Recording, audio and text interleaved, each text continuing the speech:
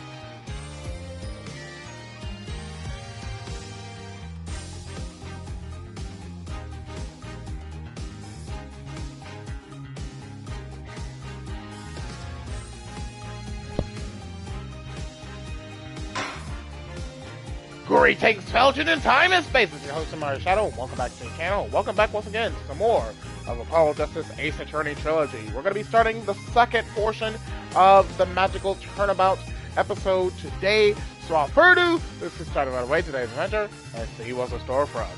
Allons-y!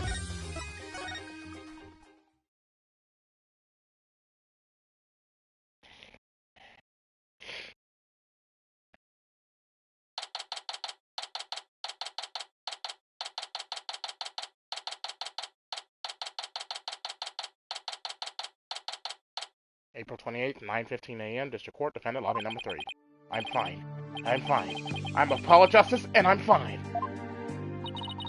Is Apollo okay? He's been muttering to himself all morning. He's been like that since yesterday. Guess the pressure of today's trial is getting to him. Poor Polly. He's really tearing himself up over all of this. Get it together, Apollo! Yikes! Athena! When did you get here? Try to relax a little bit, will you? You're getting yourself way too worked up. Yeah, but I'm alright. I'm fine! You know, I did a little digging on this Nayuta Sadmati guy. He's apparently not your run-of-the-mill prosecutor. Oh yeah? What did you find out? Well, they say he wields an incredible power to accurately read a trial's karma and its ultimate fate. What is that supposed to mean? I don't have all the details, but apparently he can foresee how the arguments will go and even lead his opposition. So the defense basically ends up going in whatever direction he has in his head. Man, this isn't going to be a cakewalk if that's true. Emma did say she talked to him for us, though. Here's hoping that went well. In any case, it sounds like he's going to keep us on our toes. That's why I know you're ready. Why I know I can leave Trucy in the office to you. I believe in you, Apollo. Mr. Wright is putting his faith in me. I can't let him down now.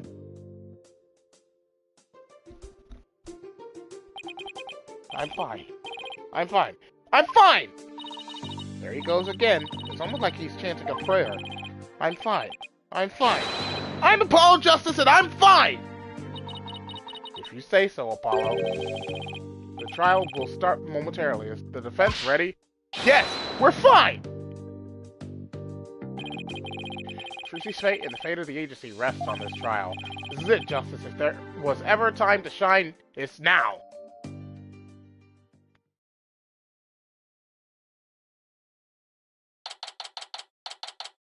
April 28th, 9:30 a.m., District Court. Courtroom number 6.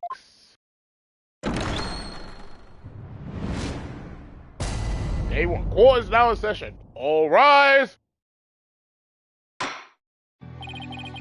Court is now in session for the trial of Trucy Wright.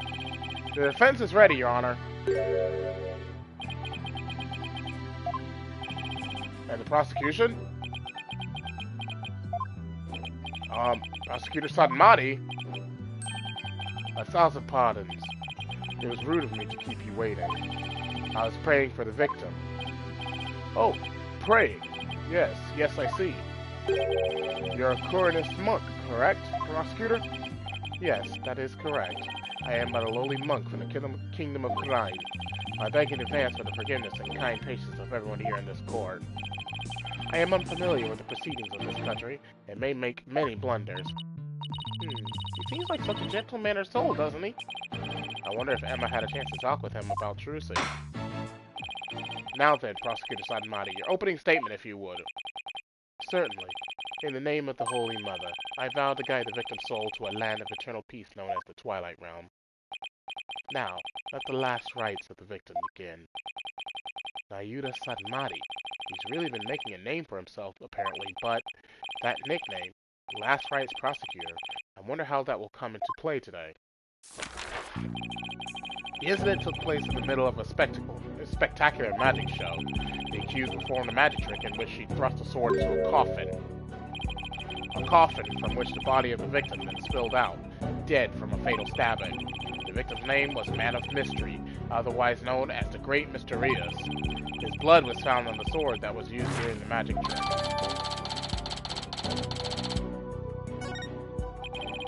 So his death was just an unfortunate accident. It is only natural for one to assume as such, Your Honor. However, it was no mere accident, but rather a homicide. The prosecution's position is thus, that this was a murder made to look like an accident. I see. And you believe this crime was committed by the defendant? After a thorough consideration of all possible scenarios, I unfortunately had no other choice but to conclude as much. So that's how it's going to be, huh? I guess Emma couldn't convince him after all. Very well, and now let us hear from the defense. Naturally, we maintain the defendant is innocent, Your Honor. If the defense wouldn't mind, could you please explain your reasoning? My reasoning? Well, I would have to say that my main reason is because I believe in the defendant. I see. So you find it difficult to come up with anything more concrete than that, do you? What a fine demonstration of the fact that you are indeed a lawyer of putrid mind. Putrid mind? Prosecutor Satomati? Excuse me, but I don't... Satorai Maomandomo Samashi de Tashi no Ketare Gaseo Soroka! If you don't mind my asking, Prosecutor, what was that you were just chanting? A sutra of the Holy Mother that guides those of tainted soul toward enlightenment. It is a Coronist incantation to awaken the foolish from their fruitless slumber. Fitting for a lawyer who indulges in such fancy as the innocence of the accused. I see. So basically you're asking the defense to get real? Allow me these few words, defense. It is my duty as a monk to punish sinners and to guide victim souls to the Twilight Realm. Should you show repentance and admit to the accused's guilt now, no harm will come to you. But, should you interfere with my sacred last rites for the victim, and I shall cast you down into the pit of hell, along with Trucy Wright. Now wait just 1 minute here. Putrid pit of hell? Is that any way to address someone in a court of law? Prosecutor Satomati, that may be the way you conduct trials at Kurai, but I would appreciate it if you would refrain from such charged language here. Your Honor, that was but a Coronist sermon for those who have strayed from the path. Harsh words are often necessary to admonish contemptible deviants who cannot see reason. Oh, I see. I didn't realize. I guess they really do hate defense attorneys in Kurain, huh? Even still, that was way, way over the top as far as verbal abuse goes. And the trial's only just begun. Well, defense, I suppose the way a prosecutor does things varies by country. Why don't we look at this as a cross-cultural exchange and try to be open-minded about it? What?! Bailiff, please bring in the first witness. And the snackoos have returned! Uh-oh. I thought she said goodbye to the snackoos.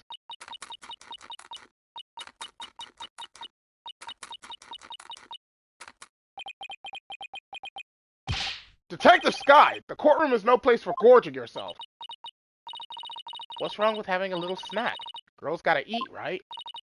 She, seems a little stressed out. Detective Sky, your testimony, please. Yeah, about that. I just want to state for the record that I believe Trucy Wright is innocent. I'm sorry? Detective Sky, this path you seek to follow is misguided. Giving the wrongdoer false hope will only deepen her despair in the end. But let it go and move on. Acts which go against your duty will earn you divine punishment from the Holy Mother.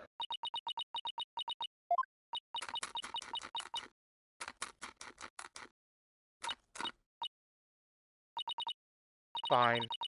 I don't know about the divine part, but I get the punishment bit loud and clear. I guess Emma got assigned tons of paperwork or something for sticking up for Trucy. She and Prosecutor Sadmati don't seem to get along very well, do they? Shall we continue? The prosecution contends that the accused had a clear motive. The evidence, if you would, Detective Sky. All right. Please take a look at this poster. It's a Troop Gamari poster from 13 years ago. Is it just me, or is it a little different from the one in Miss Wright's dressing room? It's a revised version of that poster. This one says cancelled under Mr. Rios. That's right. Mr. Rios left the troop after the first version of the poster was printed. Take a look at Mr. Rios' right forearm, near his elbow. See the big scar there? He apparently got that when he made a mistake while practicing a magic trick. Ouch, that's quite a scar. Because of the accident, Magnifique Gramare concluded Mr. Rios was too unskilled. Just before the show was to open, Magnifique announced Mr. Rios wouldn't be appearing. But in defiance of Magnifique's decision, Mr. Rios tried to go on stage anyway. This in turn caused Magnifique to oust Mr. Rios from the troupe on the spot. He kicked Mr. Rios out? That seems rather extreme. Did he really have to go that far? When it came to magic, Troupe Gamare was so passionate, or should I say extreme about it, that it caused problems for them from time to time. Yes, they even caused this court a mountain of trouble with their extreme antics. And now the troupe's successor has committed a murder. It seems the troupe's rare talent was inherited by the right person after all. A putrid talent for criminality.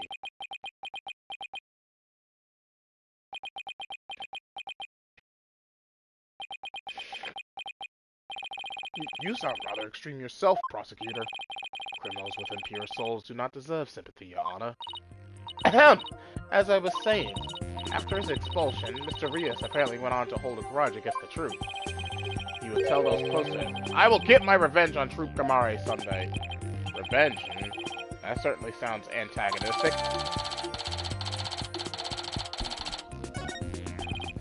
And then, his chance for revenge finally came. If you would be so kind, Detective Sky. I guess I don't have a choice, do I?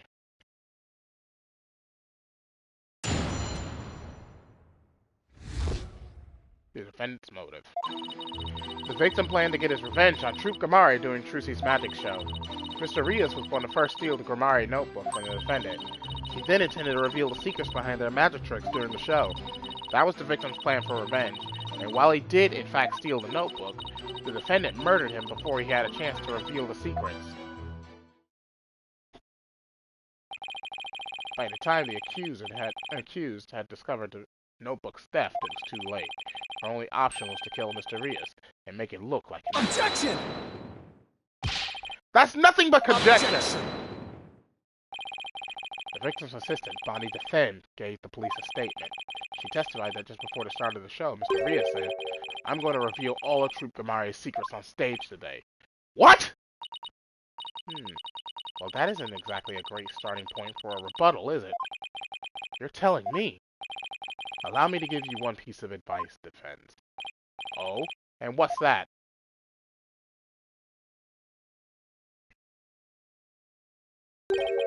Let it go and move on. Excuse me? Helping a sinner will only sully your own soul. One possessed of an unclean soul will burn in the flames of hell, and then be ever burdened with that sin in their next life. But I don't believe in that sort of thing. Besides, I have no intention of giving up.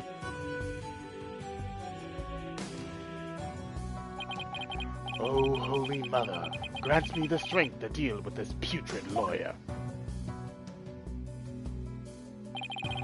All actions have consequences, and yours will surely earn you the honor of being a mere stink bug at best in your next life. A stink bug? Now then, Mr. Stinkbug. I mean, Mr. Justice, your cross-examination, please. Bruh.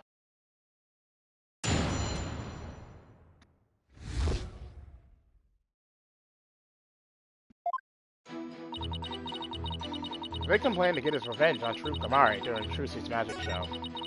Mr. Rios was going to first steal the Gamari notebook from the defendant. He then intended to reveal the secrets behind their magic tricks during the show.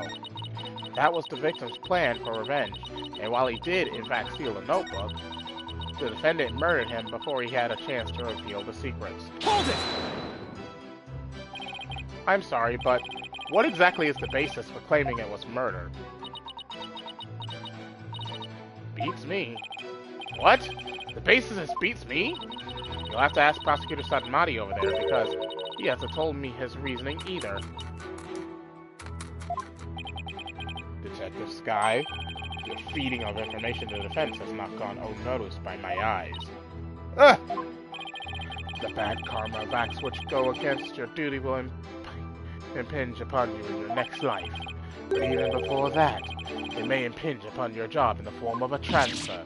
Ah! But please don't get me kicked out of the forensics unit! Anything but that! Poor Emma. She's really been risking everything for us. Well, Prosecutor Satomati, what are your grounds for claiming homicide? It was the luminous tape in the understage passage. I realized that it had been moved so that Mr. Rios would climb up into the downstage coffin by mistake. What?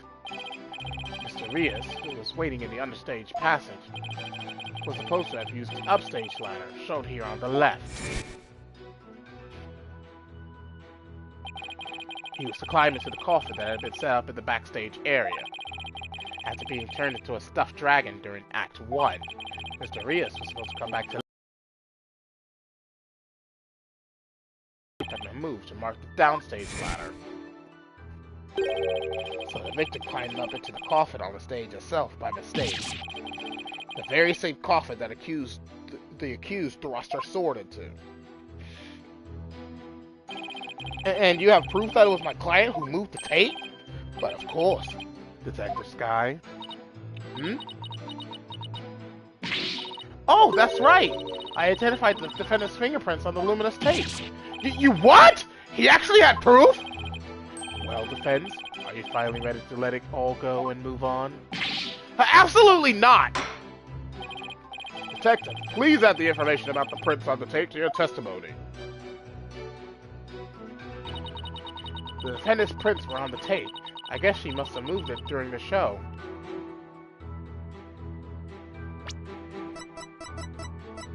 Objection! I'm sorry, Detective Sky, but there's a flaw in your testimony. Oh, really? The prosecution is claiming that Miss Wright moved the understage tape during the show in order to guide the victim into the coffin downstage, but it doesn't make sense that she would leave prints on the tape at that time. She's wearing gloves. It doesn't. Please consider the fingerprinting results of the main coffin, which shows that not one of my client's fingerprints were found on or in it. That's true. We didn't find any of her prints on that coffin. I think you've realized what the flaw in your testimony is. Claiming Miss Wright left prints on the tape during the show is inconsistent with the facts. Because she was wearing gloves during the show. Oh! She must have left the prints sometime before the show started. In other words, her prints do not prove she moved the tape to mislead the victim. The prosecution's investigation was insufficient. Oh my! But on a personal level, I'm very happy about that. Well, Prosecutor Sadanati, if the defense's argument is true, then you have no evidence that the defendant moved the tape to deceive the victim. I see. Apparently the defense is more intelligent than I had thought. More than a stink bug at any rate. Come on, you can bump me up to at least a stag beetle now, can't you? Would that really be any better? Of course! Way better! Stag beetles are cool, with those huge mandibles of theirs. If the defense wishes to be promoted to a stag beetle, then answer me this question. Alright, shoot. Even with no evidence that the accused moved the tape to disguise the victim, the victim still climbed the ladder using the tape as a guide and entered the coffin on the stage. The accused had thrust her sword into said coffin with the victim in it. So what you're saying is, the fact remains that the victim was stabbed to death, right? Precisely. However, this does drastically change one aspect of the case. If the accused did not lead the victim into the coffin on purpose, then it means the victim's death could have been accidental. If it was indeed an accident, the defense can argue that it was involuntary manslaughter. I see. If it was involuntary manslaughter, they could plead extenuating circumstances, and the severity of the crime could be mitigated. Defense, if you believe the accused did not murder the victim, then do you argue that it was an accident? This is it, the all-important question. The defense argues that Mr. Rios' death was... Nope, it's definitely a murder committed by a third party. The defense maintains that the defendant is entirely innocent. We believe that it wasn't an accident, but murder. And what's more, we believe it was committed by a third party. A third party? As in the true culprit is someone else?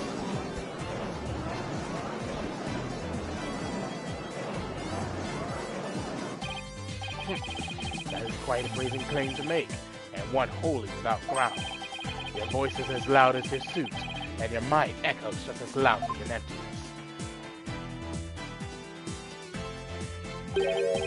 Surely, you were but a loud red pepper in your previous life. I've been demoted to a vegetable? Wow, I didn't know a person could be reincarnated as a non-sentient plant. In any case, I do have grounds to make this claim.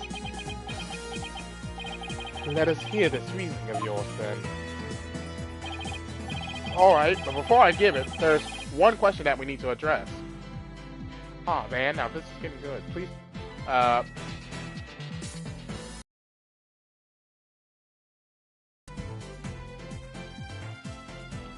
hold on, I have no idea what that was saying.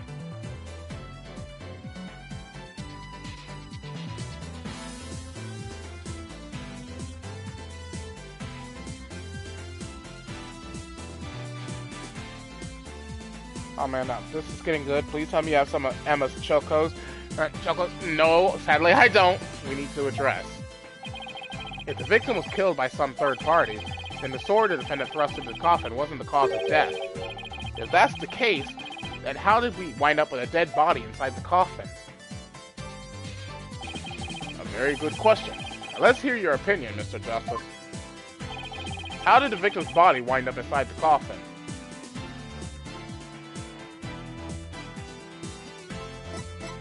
Killed under stage.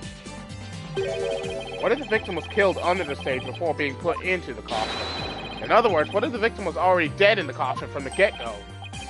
Oh, I see. In that case, the defendant's sword wouldn't have been the cause of death. How do you respond, Prosecutor Sadanati? That is the third time. The third time of what?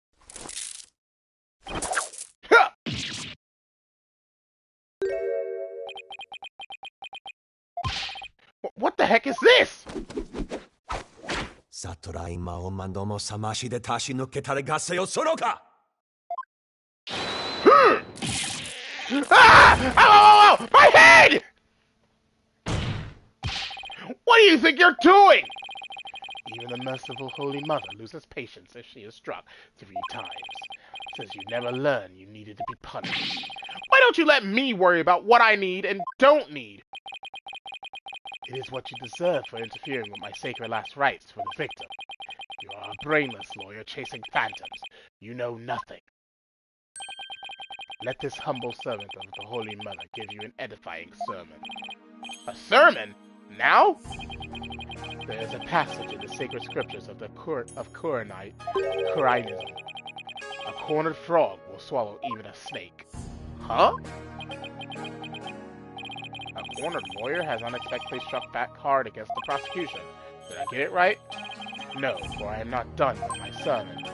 And yet, the frog still dies, its belly bitten and torn from within. Just great. And in this case, you are that frog defense. What exactly is your point, anyway? Let us assume for a moment that the victim was killed on the stage. Who, then, had the opportunity to do so during the show? Let's see. The people in the show were Bonnie DeFemme, the victim Mysterious, and Trucy Wright. Bonnie DeFemme was on stage throughout the entire show, as easily confirmed by the footage from the show. Which leaves us with only one suspect, Trucy Wright. Ah! Now do you see? The accuser killed Mysterious as he waited on standby in the understage passage, and then placed his dead body in the coffin above, thus making the murder look like an accident. No!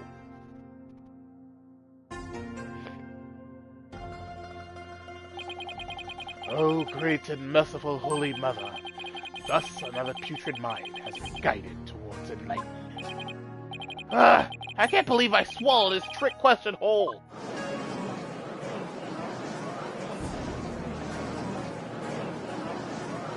Objection!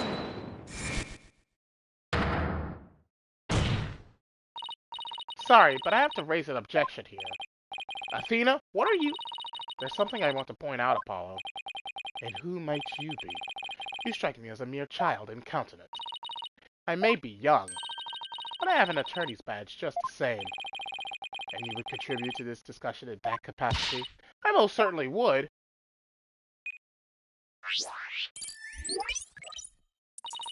You just argued that the defendant killed the victim under the stage, but let me remind you that Miss Wright is a girl. Clearly. Surely you didn't raise an objection simply to point out such an obvious fact. Your Honor, please send for this little child's guardian. Hold it! But I'm not done with my sermon. You don't need to talk like Prosecutor Sanmari, you know. Listen, if the victim was killed in the understage passage, then his body would then have to be hauled up to the stage, right? However, Miss Wright is a young girl, and a pretty petite one at that. She couldn't possibly have hefted that large body up and put it in the coffin. That's true! It does seem like it would be a rather difficult task for the defendant. I don't think even I could do it. What do you think of that, prosecutor? Who's the child now? In my religion, the priestesses of Kurainism are revered as the pillars of our belief, so I naturally hold nothing but deep respect for women. I also think highly of the female perspective. Since the man who called this fair maiden a little child, who's a fair maiden? I agree that your point is worth discussing, defense. How indeed was the dead body raised up into the coffin? By the accused Trucy Wright, that is. You're committed to pointing the finger at her no matter what, huh? And you explain how that even be possible. But of course.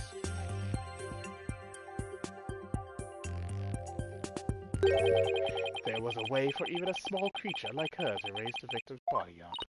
Huh? Wait! You really can't explain it?! I foresaw that our arguments would come to this, so I have prepared a witness. Well, I admire your readiness, prosecutor. It is really not that difficult when one can read the ultimate outcome of any trial.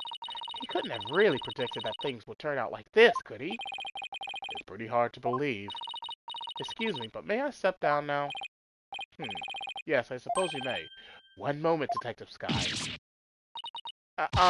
I'm sorry for, the way I handled all of this. You did a fine job, Detective. Your testimony was invaluable. It was? Yes, you served well as a detective, but did not allow your personal feelings to interfere. You overcame the conflicted emotions you felt and performed your duty admirably. You will be rewarded for your fine work. Oh! Thank you. I hope we can work together again in the future. Emma seems bewildered by the unexpected praise. I guess he's a pretty nice person, like they say, as long as you're not up against him. Now then, let us call the next witness.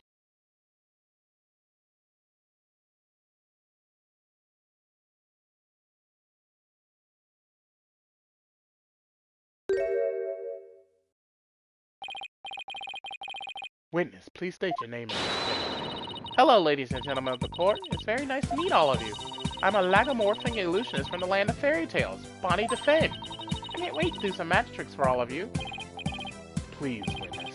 There is a time and a place for all things, including magic. Aw, but it would be okay if I do just a little magic, right? Come on, please. Look, everybody is waiting. Now's my chance to shine. That is your second time. My second time doing what? There will be no further warnings. You should know that from our preparatory meeting, correct? Is no one exempt from His Holiness's rosary of suffering? May we have your testimony, witness, once you've recovered from your disappointment? Well, as a huge fan of Trucy's, I don't really want to testify against her, but I guess I have to, don't I? As a huge fan of Trucy's, huh? I hate her. I loathe her. I can't stand that Trucy right. Just because she's a little good at magic, she thinks she's all that. So this is exactly what that sniveling brat deserves. Sure, you're a real fan, alright. Of destroying Trucy, you mean. That wasn't her.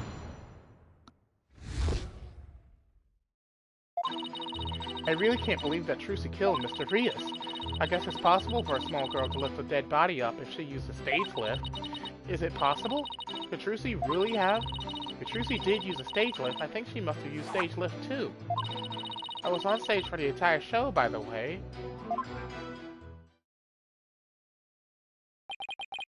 You were on stage the whole time? And you're sure about that? There is no question. The entire audience could testify to that fact. What's more, she is shown clearly in the TV show footage as well. Who couldn't possibly have killed Mr. Rias? Not little old me. Therefore, the only person who could have killed the victim on the stage is the accused. Furthermore, by using a stage lift, even a petite young lady could have raised the body up to the stage without difficulty. You've got to be kidding me. Very well. The defense may now cross-examine the witness.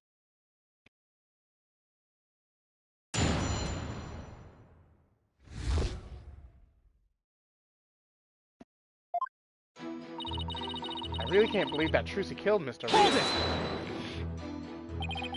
You said you are a huge fan of Trucy's, isn't that right?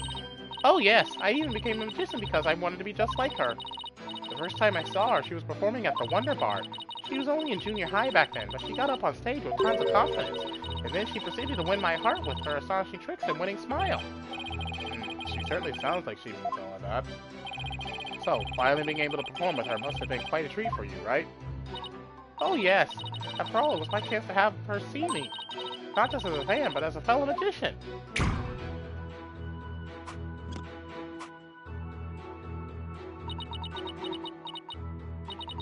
But then that horrible accident happened. It was not an accident. It was murder. Witness, please explain, if you would, how a small young woman such as Trucy Wright could have raised the body. I guess it's possible for a small girl to lift a dead body up if she used a stage lift. What makes you think it would be possible? It's not like you tried it out yourself, right? Well, actually we did try it out for ourselves. You did? Detective Sky, if you would. Oh! So that's why you made me do that. Detective Sky, what did he have you do? The prosecutor asked me to try raising one of the male police officers with a stage lift, without a single word of explanation as to why he was making me do it. You're kidding! He's as if he really can foresee all of our counter-arguments. Do not underestimate this humble servant of the Holy Mother. More like haughty. I guess that means Trucy could have lifted the dead body up. Does that mean... Is it possible? Could Trucy really have it? Is what possible? Could Trucy really have what, Mr. Fenn? Please finish your sentence. Well, I... Don't try to beat around the bush. Come right out and say it. Why not tell this court what you really believe? What I really believe? Of course I don't believe Trucy could ever commit murder. Such an amazing and wonderful magician would never do such a thing.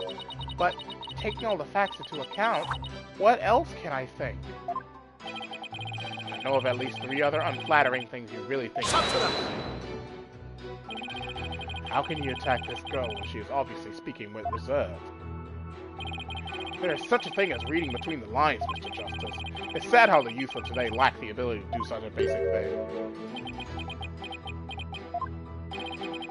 Looking at me like that isn't going to help me stick my foot in my mouth less, Your Honor. Witness, please describe what the accused might have used to lift the dead body. Alright. If Trucy did use a stage lift, I think she must have used stage lift number 2. Stage lift number 2? You mean the stage lift shown here on the left? That's right. With a stage lift, I think even a small girl could easily lift a dead body up to the stage. And so that makes her the murderer, in your opinion. Of course not! I believe in Trucy. Like I said, I'm a huge fan of hers. Oh, brother, how long is she going to keep this act up? Defense, what position was stage lift number 2 in after the show? Let's see. If I recall, it was in the fully raised position. Ah! And the reason why it was fully raised is because the accused used to lift the victim's body. Wouldn't you agree? Yeah. Feel free to slowly mull it over while you roast over the flames of hell, you evil red pepper! So now I'm almost so evil? I was on stage for the entire show, by the way. You didn't have a single spare moment to slip down to the understage passage? Huh? But don't tell me you suspect me now. I'm just trying to do my job by fully examining your alibi. Depending on how solid it is, I might have to suspect you, yes.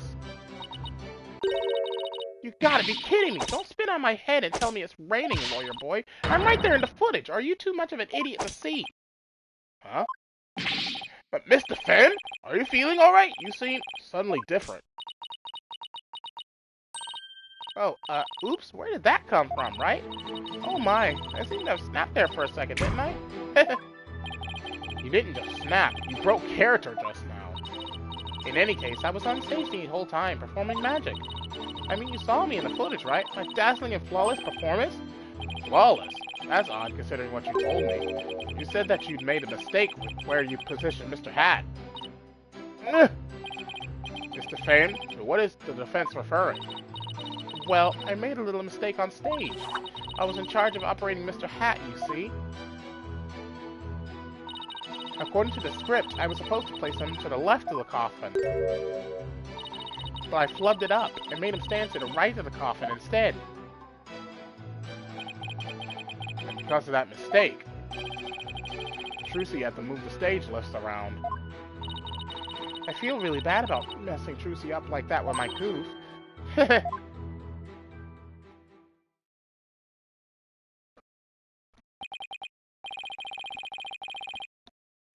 Darn it, I don't see any inconsistencies in her testimony.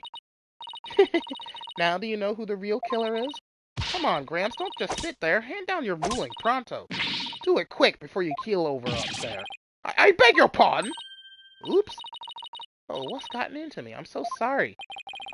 I'll give her another 5 minutes before she tears off that mask. Well, defense?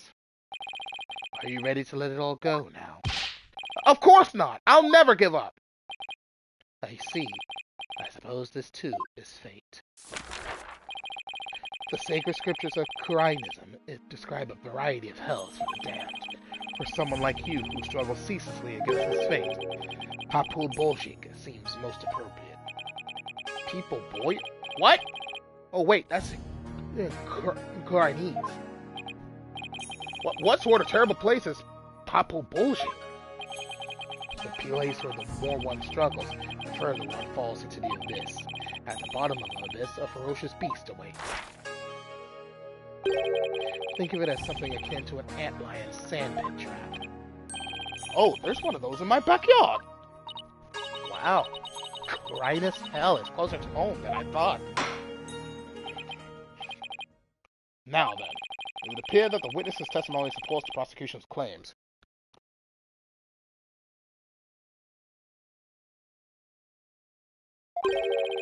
That the defendant is the only one who could have killed the victim under stage. How are we supposed to get out of this jam? Hey, Apollo, if you can't find any contradictions, maybe it's time to use analytical psychology. You mean? I heard some discord in Bonnie's voice while she was testifying. See? Widget is picking up the noise in her heart, too. That's right. Athena can hear things others can't with her super sensitive hearing. She could hear the emotions people suppress as a kind of noise or discord in their voices. Alright, Athena, let's give it a try. You got it! Hold it! Your Honor! I'm afraid that our witness, Mr. Fenn, is suffering under terrible traumatic stress due to this horrible incident. She is? Yes, what with that terrible death on stage, and her beloved Trucy getting arrested, she's under awful strain and shock. In fact, I don't know how much more she can take before she is unfit to testify. What? Oh, I've heard of that. What is it called? Postal stress disorder, right? It's where a person becomes uncontrollably angry, I think. I read about it somewhere. That's going postal, Your Honor. This is PTSD. Oh my. So that's why the witness acts so hostile at times. As if she were a different person. She is a different person. Yes, and I think her condition is clouding her memory of the incident. Therefore, I suggest a short therapy session for the witness. Huh? Therapy? You don't know the first thing about a magician's mental strength. I risked my life jumping through rings of fire and having my body sawn in half. Oopsie. Boy, I have to watch my temper, don't I?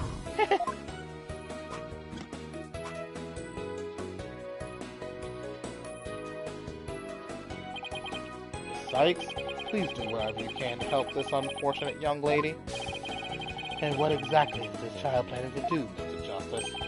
With her super sensitive hearing, the psych can hear a witness's true emotions. Simply from tone and inflection, she can tell exactly what a person is feeling. I can even pick out feelings that a witness is trying to suppress or hide. Widget projects the emotions I hear into the mood matrix, where I can analyze them. It sounds like some sort of spurious devilry. Though I find it hard to believe, I must ask, how do emotions constitute evidence? Well, I won't say that emotions can be taken as evidence per se. I have seen how instrumental Miss Sykes' work has been in cracking a case. Therefore, I wholly support giving it a try. I see. If you are in favor of it, Your Honor, then I have no objection. Even this mere monk can see that something disturbs the witness. I'll disturb you! Well, thank you for understanding, Prosecutor Sadanati. Apollo, you remember how to conduct a therapy session, right? You want me to lead the session? Of course, you're the lead on this case after all. Fair enough, but do I need a refresher? No need, I know how to do this. I think I still remember from the last time, so let's get right into it. Okie dokie. You ready, Richard? Let's do this!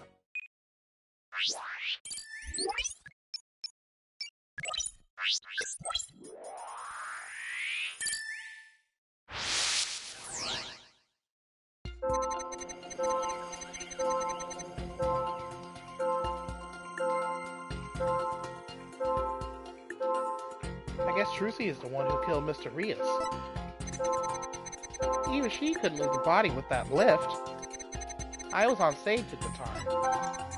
But that terrible mistake. My stupid flub caused Trucy so much trouble.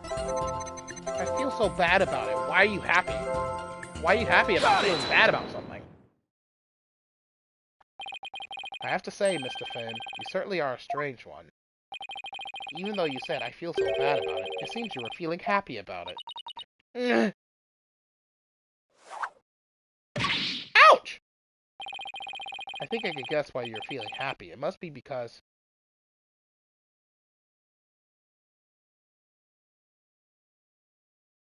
you messed Trucy up. I think you were happy because you messed the defendant up. I'm right, aren't I? You've got to be kidding me. Why would I be happy I messed Trucy up? I'm a big fan of hers. Because we saw you. I hate her. I loathe her. I can't stand that Trucy right. Just because she's a little good at magic, she thinks she's all that. So this is exactly what that sniveling brat deserves. We saw how you said you hated Trucy Wright, how you were glad she was in trouble, and even how it was what she deserved. Ouch! It looks like I hit the bunny on the head, so to speak.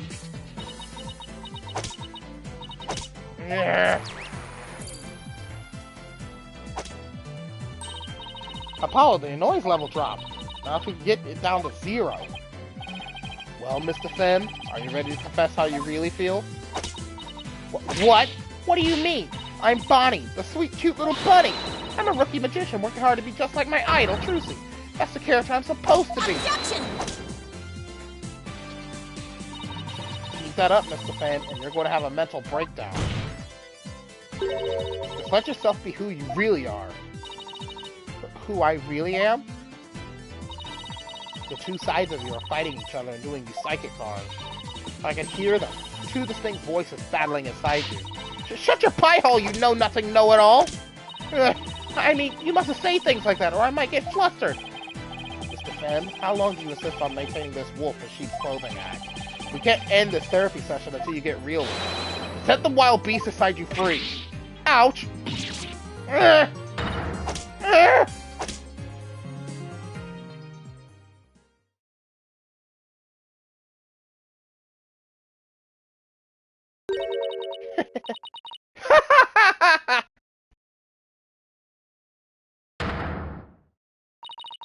Don't make me laugh. You don't know a dang thing about me.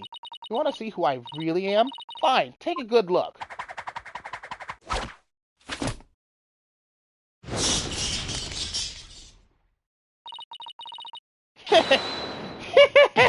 What in the world? Sheep's clothing? You got it all wrong. It's a rabbit suit I've got on. And I'm not a wolf. I'm a blood-sucking vampire. Fat with fangs and wings. Ah! I think we just opened Pandora's box. I'm finally done with that goody two-shoes cottontail act. I feel free as a bat.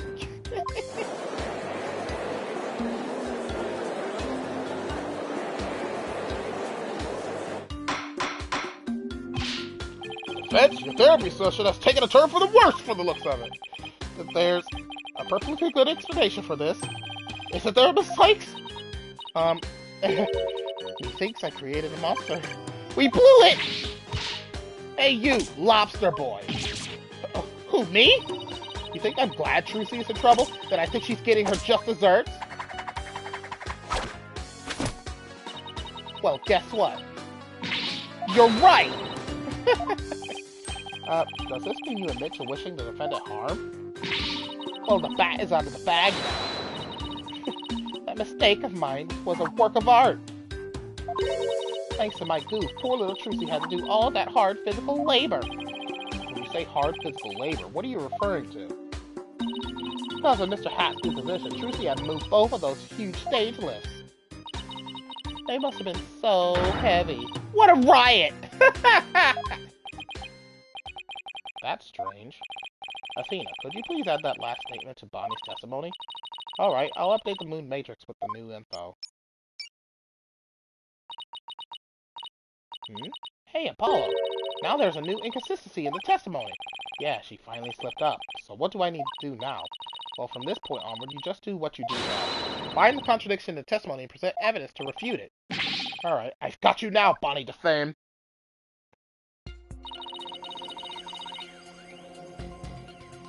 I guess Trucy is the one who killed Mr. Rias. Even she could move the body with that lift. I was on stage at the time, but that terrible mistake. You know what? Serves her right. Thanks to that, she ended up having to move the stage lifts. Objection! That doesn't make sense. What? So you think I'm crazy now? No, that's not the point I was trying to make. But I don't hear you denying it. Mr. Femme, allow me to repeat your statement. Thanks to that, she ended up having to move the stage lifts. That's right, I still say that's just what she deserved. But how did you know? How did you know Miss Wright moved the stage lifts? Huh? According to her own statement, she didn't tell anyone that she had done so. What? So how could you possibly have known what she had done unless you saw her? You saw Miss Wright moving the lifts in the understage passage, didn't you?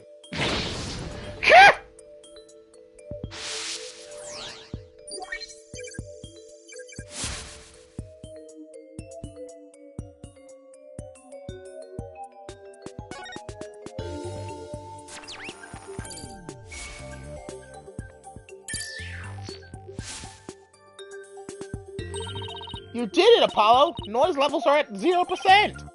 But Mr. Justice, wouldn't that mean... Yes, Your Honor. Mr. Fame herself was on the stage where the victim was killed. And I hardly need to tell the court what that means. You are one artful liar, Mr. Fame, and one spectacular suspect.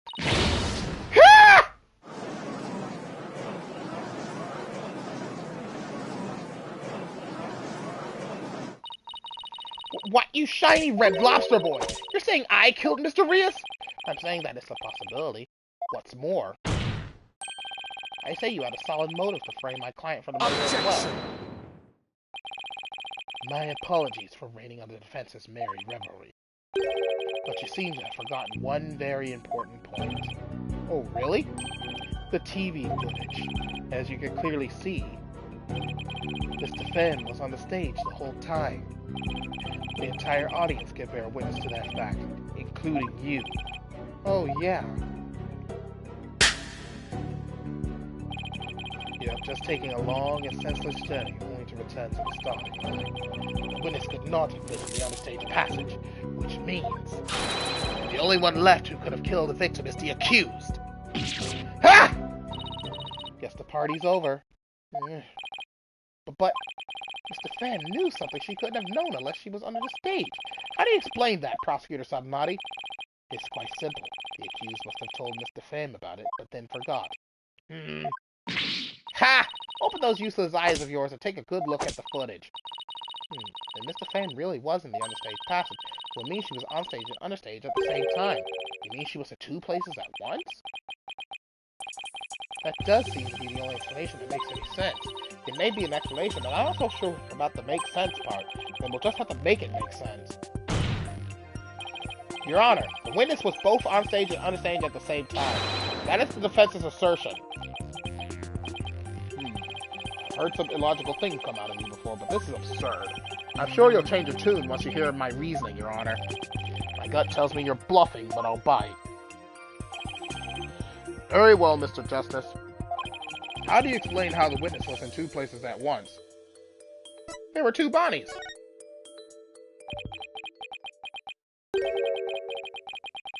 They were two Bonnies, Your Honor. If that were the case, it would all make sense, wouldn't it? There were two of them? I suspected you had a few screws loose, but now I see some are missing altogether. Is there a toolkit in this courtroom, Your Honor? I suppose 2, no 3 screws to the head should right in his putrid brain. Very well. Bailiff, could you... No, wait! Please listen to my argument. Very well. I suppose it wouldn't hurt to at least give it a listen. As was argued earlier, Mr. Fame is shown in the footage the whole time. But at the same time, she was also watching this right in the understage passage. The only possible explanation is that there are two Bonnies. That almost sounds like it makes sense. What do you think, Prosecutor Samnati? This humble servant of the Holy Mother is of the opinion that we should lose no time in replacing the defense's many lost screws. But Apollo, it goes against reality itself to say that one person is actually two, but we don't have to be bound by reality. After all, we're talking about magic here. So if the Bonnie the Fame in the footage is the real Bonnie, then the Bonnie here on the witness stand, the one who must have been on the stage, this Bonnie the Fame is our second Bonnie. She is? Say we call the one in front of us Bonnie 2. I believe I've just the piece of evidence to prove that Miss Bonnie 2 exists. Oh? Then please submit your evidence, Mr. Justice. What proves the existence of a Bonnie 2? Take that! What's this? During our investigation, we found a set of unknown prints on the coffin on the stage. These prints were most likely left during the course of the show, but they didn't match the prints of any of the people involved in this case. An unknown third party's fingerprints. I was not told of this. Emma must have kept it from him. So the question is, who could these prints possibly belong to?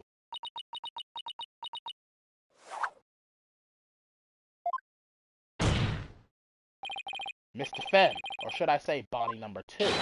These are your fingerprints, aren't they? Ah!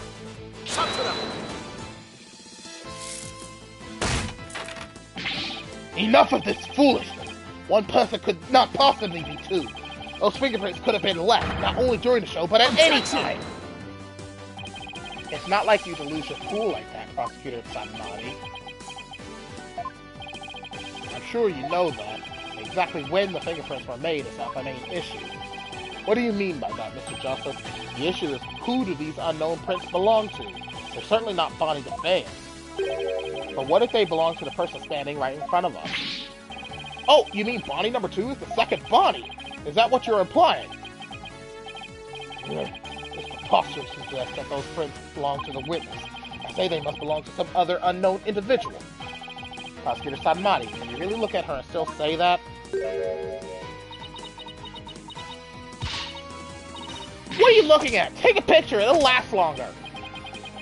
How could this be? If we check her prints, I'm sure they'll match the unknown set. Well, Bonnie, the prints that don't belong to the real you belong to you, don't they, Bonnie 2?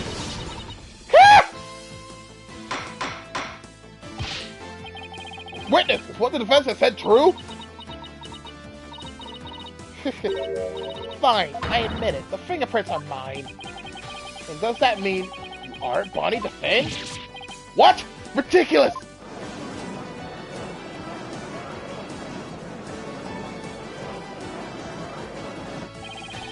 Are there really 2 Bonnies? No, there's only 1 Bonnie. That's because I'm Betty. Betty the Fame. What? Ladies and gentlemen of the court, it's time for a wondrous magic show. Gasp in amazement as this lagomorphing illusionist performs a teleportation magic. Watch closely, it's showtime.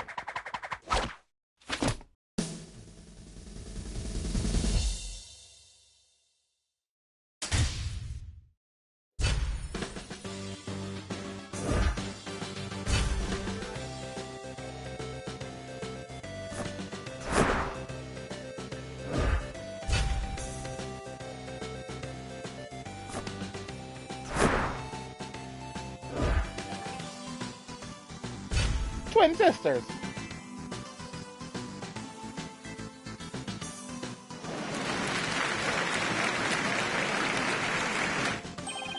What an amazing trick! The witness has suddenly split into 2 people! It's not a trick, no gimmick to it either. We're simply twins. What? Twins?! So that's how the teleportation trick works. Ever since our debut, I've had to hide or pretend I'm Bonnie. All cute and sweet and goody-goody. I can't tell you how stressful it's been! I don't have to hide anymore. That's right, the days of sneaking around are finally over. Their cover is blown, but they actually seem pretty happy about it. So which one of you is the nice Bonnie the Fame we met in the dressing room? That would be me. And the sharp-tongued Bonnie we saw with the ratings Roger on the stage was... Hey! Who are you calling sharp-tongued? It's all starting to make sense now.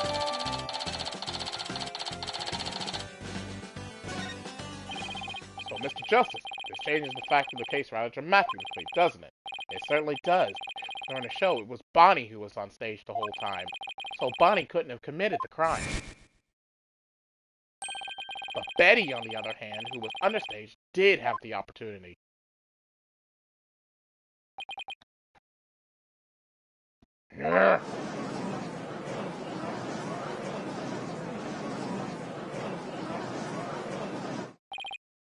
Well, so we now have two suspects. Wait just a minute there, Lobster Boy. I didn't do it. That's right. Betty might have a foul mouth, but she never kill anybody. Hey! Who's got a foul mouth here? Oh, well, speak up, huh? Hold it! Please save your sibling squabbling for later. Betty, you must have been in the understage passage during the show. Otherwise, you wouldn't have known about the stage lifts being moved. So what exactly were you doing down there? Fine, I'll testify. Anything to get you off my back. Prosecutor Sadmati, Betty DeFame is ready to testify. What do you say? Betty, you lied to this humble servant of the Holy Mother. Hey, what else could I do? I couldn't blow our cover and ruin our magic act. Besides, am I going to go to your Twilight Hell or whatever for being a liar? You will indeed. However, it won't be after your death. Rather, I shall give you a taste of your punishment on this mortal coil in interrogation hell. Ah! Now then, Betty DeFame, please explain to this court what exactly you were doing under the stage.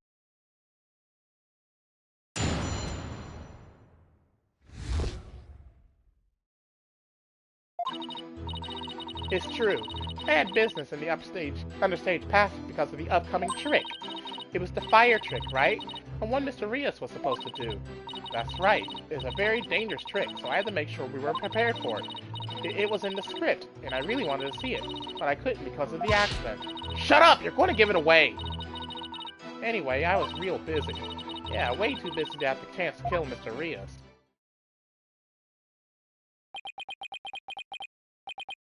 Well, that was certainly different. How's that for flawless testimony and alibi?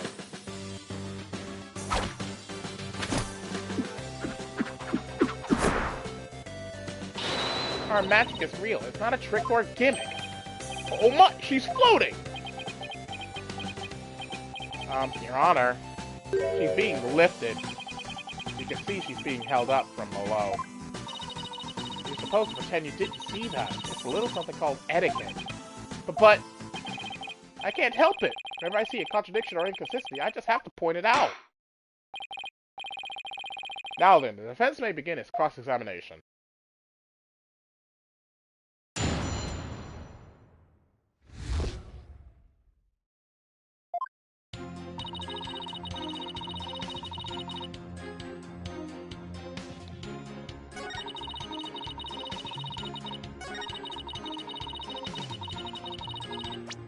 Well, this one's pretty easy.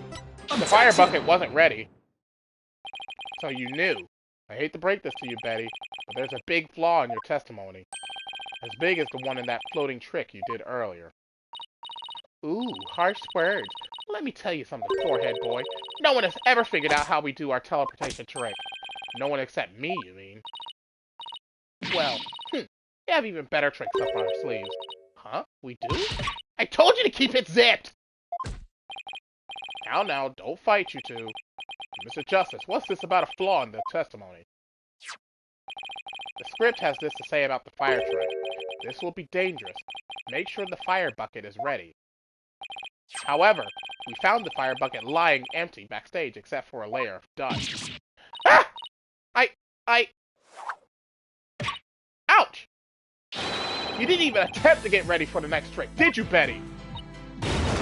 You got me!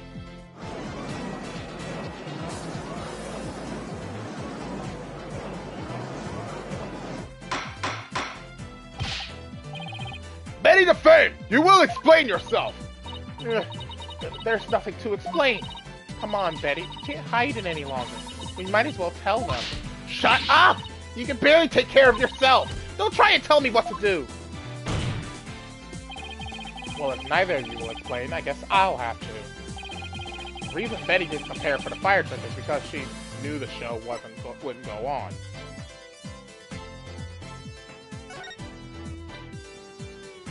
You didn't prepare for a fire truck because you knew, didn't you? You knew that the body would be found, and the show would then be canceled. Ah!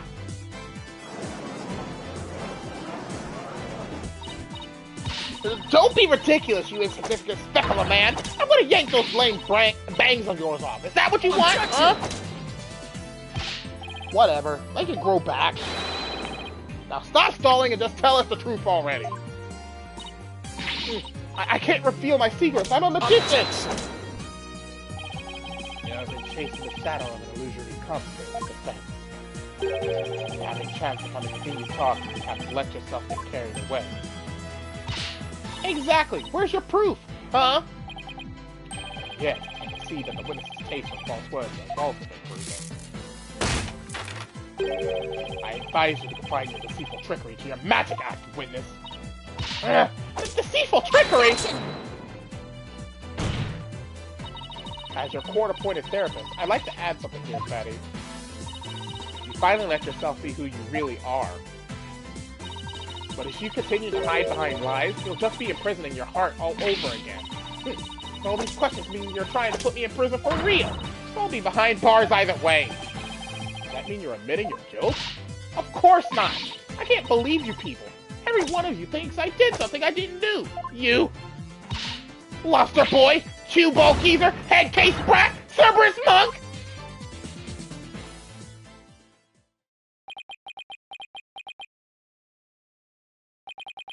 Cue ball geezer? Head case brat? Really?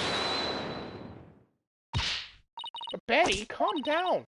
Come on now. Deep breaths. Deep breaths. Look, I'm not the murderer, I tell you. Then how did you know the show would be called off before the fire trick? I told you, we can't reveal our secrets. We're under contract. Contract? What is she talking about? Be that as it may, you're obviously a suspect. Objection!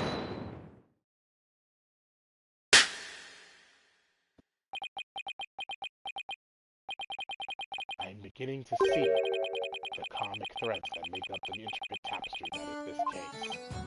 Huh? Allow me to summarize the assertions, defense. First, that the victim was killed in the other stage passage. And second, that the witness and the accused are the only two who could have done it. Exactly. What's more, Betty knew that the body would be found, and that the magic show would then be called off. Therefore, it's reasonable to conclude that Betty killed the victim on the stage. But what if Betty knew that the show would be called off for some other reason? Like what? In the course of my investigation, I found it strange that the dragon set piece fell when it did. That, in conjunction with the body tumbling from the coffin in such a dramatic fashion, all seemed too perfect for mere happenstance. It was as though the entire chain of events had been planned out in advance. Ouch! Planned out? After deciding to take this case, I scrupulously studied everything I could about the mass media in this country. I read the newspaper, old news reports, I even browsed tabloid magazines. How very industrious of you, I'm impressed. During this process, I learned about a strange practice favored by the TV world. A practice called the hidden camera prank. Ah! Betty and Bonnie, you knew about this, did you not? About the dead body appearing, the set piece falling, the show being suspended. You two were informed of this plan. By Take-Two TV in advance, correct? Ah! Is that true? Betty, please, let's tell them now. I can't hold it in anymore. Dang it! Fine, you got us. Everything the prosecutor said is true. The TV station paid us to cooperate with them on this plan. It was all a prank, a big setup planned out in advance. Mr. Rias showing up dead in the coffin, the set piece falling down, it was all completely scripted. It was all a prank?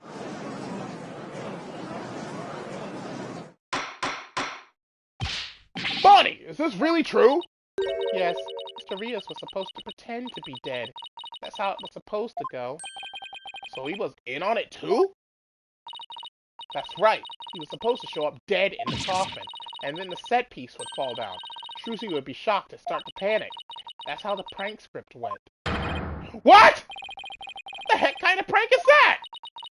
But we never thought he'd actually wind up dead. Yeah, that was the only thing that was different from the script. Poor Mr. Rias. I'm so completely lost right now. Well, Betty and Bonnie, it certainly sounds like you have some explaining to do. All right. I guess desperate times call for desperate measures. Just this once, we'll share how it was done with you. So listen carefully. You'll never hear this kind of thing anywhere else.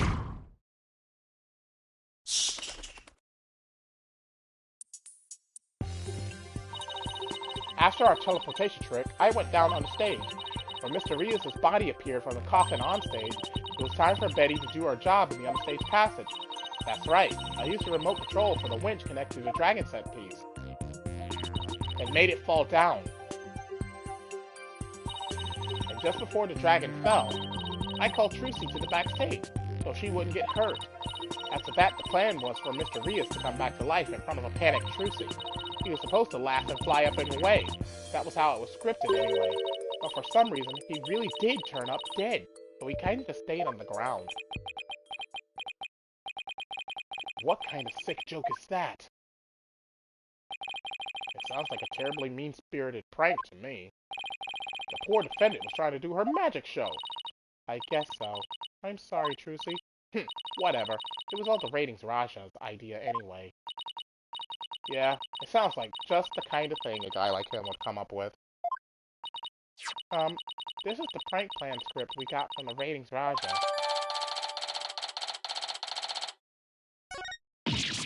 Dang it, you made us break our contract. Now we won't get paid.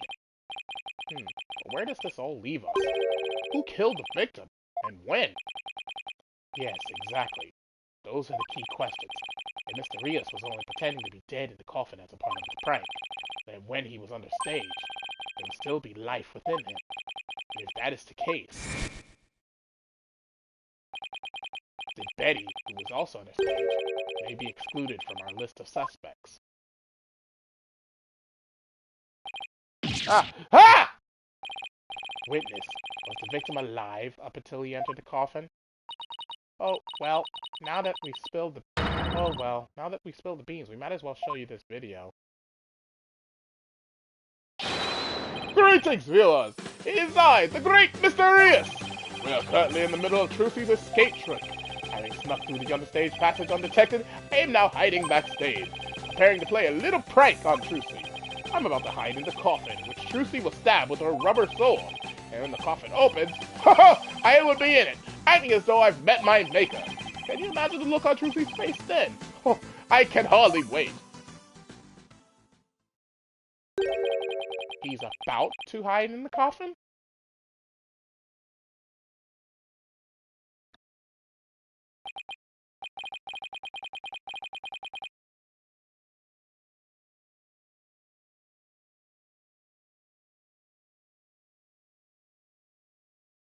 It would seem the threads of karmic destiny have led us to the truth.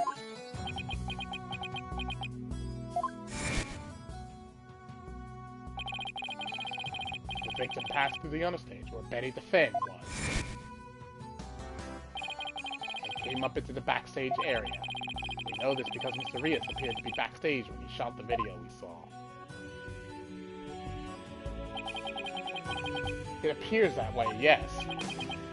Defense, you propose the following, did you not? What if the victim was killed under the stage before being put into the coffin? But then, what about this video? This footage was taken just before Mr. Rias entered the coffin. Oh, so does that mean... Yes, it is horrible, but true. The tragedy did indeed play out right there on the stage. But into the coffin where Mr. Rios was hiding, Trucy Wright thrust her blade.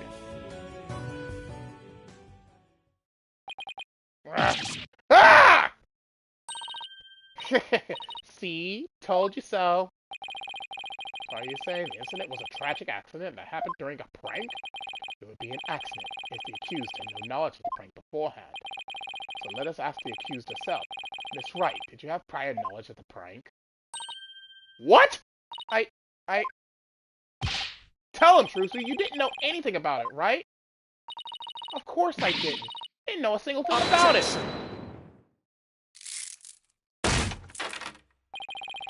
Still think you could play innocent, do you? In that case, you leave me little choice but to present this piece of evidence. It looks like some sort of note? Ah! That's... I found this note in the dressing room after the incident. At the time, I did not understand what it meant, but all is clear to me now. What's this? Let's see. It says, get the video camera after Mr. Rios comes tumbling out. It is a note signed by the accused. Instruct Bonnie to collect Mr. Rios' video camera from him, it seems. I don't get it. It doesn't make any sense. I found it in the dressing room before the show. When I saw it, I realized that Trucy knew about the prank. It does bear her signature. I'll give you that. So the defendant had prior knowledge of the prank? It would appear so, yes. When she learned about the plan to trick her, she decided to use it to her own advantage. So she thrust the steel sword into the coffin where the victim stood chuckling to himself. Is that not what's happened, Miss Wright? Of course not! And I didn't write or sign that note! Ah, but the handwriting matches yours. All the evidence and testimony points to you being the culprit. But I didn't do it! It wasn't me! Then explain the existence of this note. You can do that, can you not? I can't explain it. I didn't write it, so I don't understand. I didn't kill Mr. Rios. You have to believe me.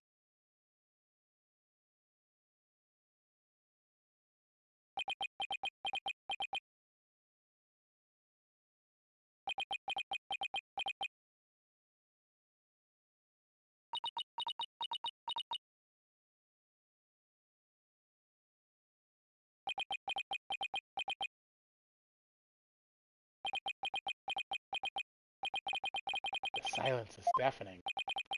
Continue struggling against the threads of your own karma if you wish, accused. Even as you are inescapably caught in the web of fate you've spun for yourself.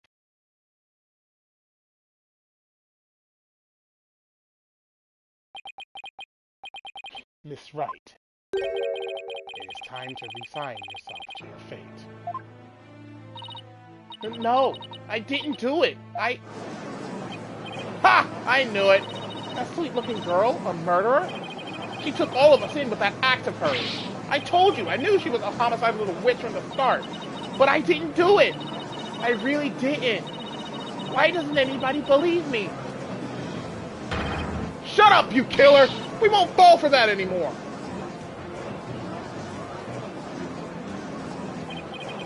This is bad. Your Honor, I suggest we put an end to this tragedy. Give your official ruling and let us offer the victim's soul the last rites it deserves. Very well. I suppose I have no other choice. This court hereby finds the defendant, Trucy Wright. Objection!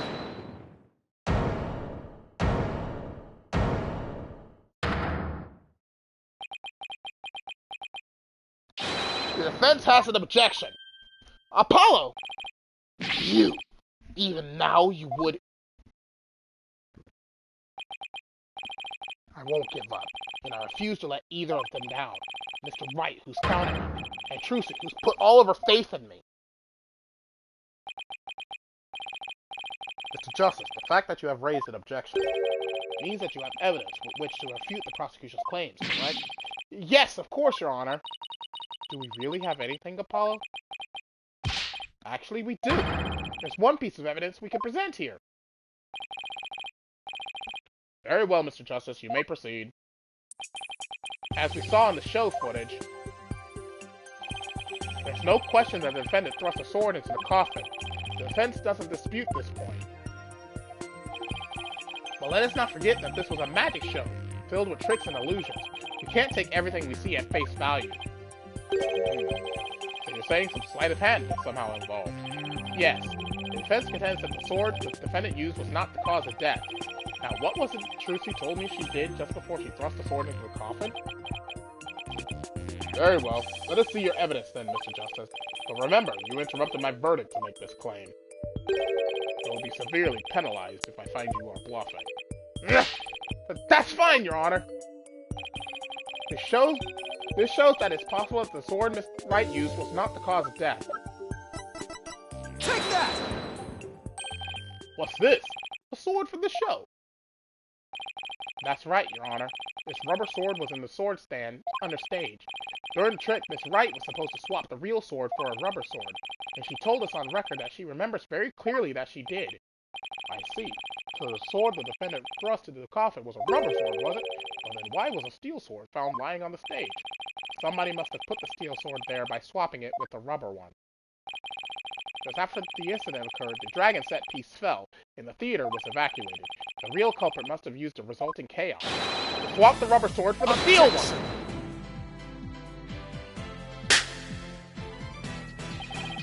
Do not know when to give up, stink bug! That is not possible! Blood was found in the coffin hole that the sword was thrust into. It must have been left there when the accused withdrew the sword. This is incontrovertible proof that the sword she used was a steel one. But that blood could be the result of someone tampering with the crime scene after the fact. After the set piece fell and the audience was cleared out of the theater, there was plenty of time for someone to plant that blood there. The sword the accused used was a rubber one. And when exactly do you propose the victim was killed, given that Mr. Rios was alive? Objection! Finding the answer to that question is precisely why we need to continue this trial.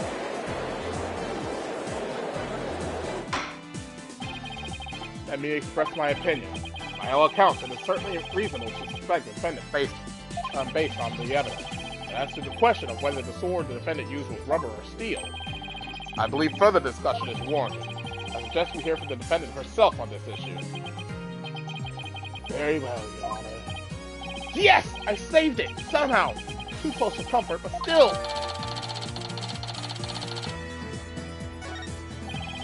Let's adjourn for a brief 15-minute recess. I advise the prosecution and the defense to use this time to prepare.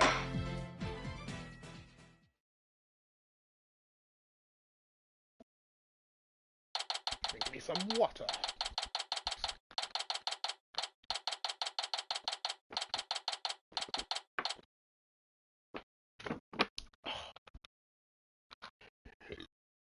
April 28th, District Court, Defendant Lobby Number 3. Whew, that was hairy. Tell me about it. You barely made it through by the skin of my teeth. I can't say I'm crazy about that prosecutor Sadmati either. You know, with the way he says let it go and move on as if it's nothing. Let it go and move on, huh? Whoa, boy. Am I interrupting a secret conclave of villains or something?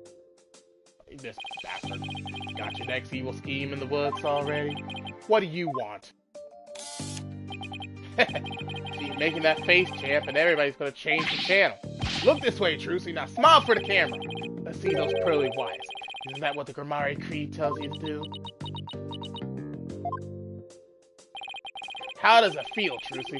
Everybody online can't stop talking about you. They're calling you a real witch out there. Could this be the end of true Grammari? Go away, you creep! Oh, what's this? Something just charged into frame. Looks like a yellow gorilla or something. Could it be Trucy's pet? Filming is prohibited inside the courthouse. Do you want me to get the bailiff?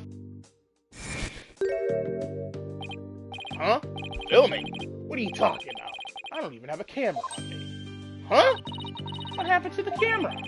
It just disappeared right before our eyes.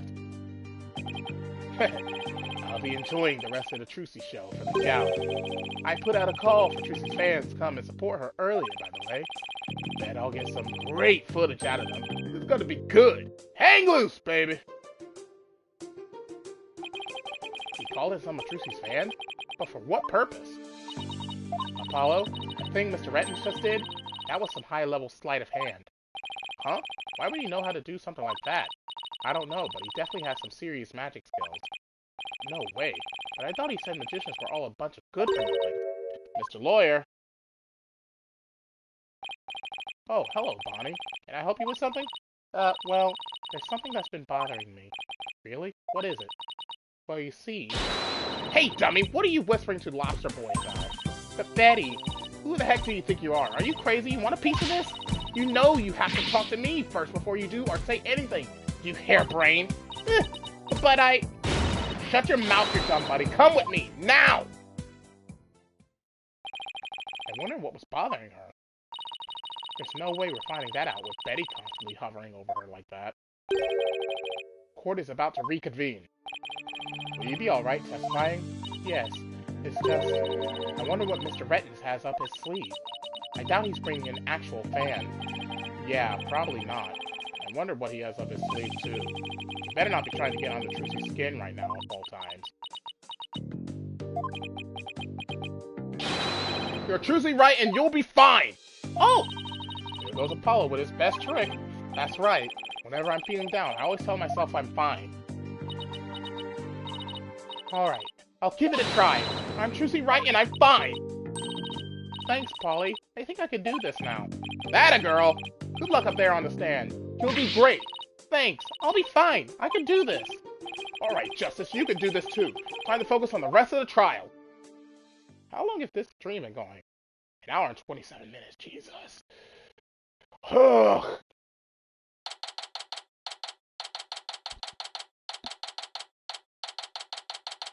April 28th, District Court, Court number 6.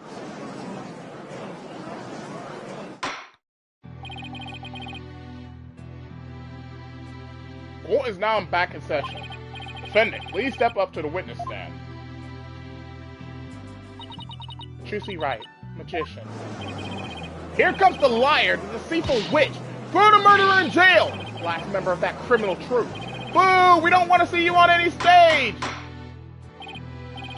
Order! The gallery will be quiet or I will have you all thrown out on the spot. What's with all the hecklers? I bet they're the fans Mr. Rettins invited. What a grade A jerk. Well, he's not going to psych us out. Now then, Miss Wright, this court would like to know if you switched from the steel sword to a rubber one on stage. So please testify about this issue. She's just going to try and trick us again with her magic. Hurry up and convict her already. Give her the death penalty.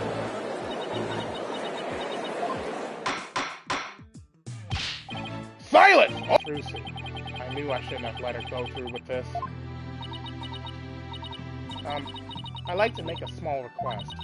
How about, instead of testifying with words, I show you exactly what happened. Would that be alright, Your Honor? You can witness my stupendous sword-switching magic and judge for yourselves. In spite of everything, she's still smiling.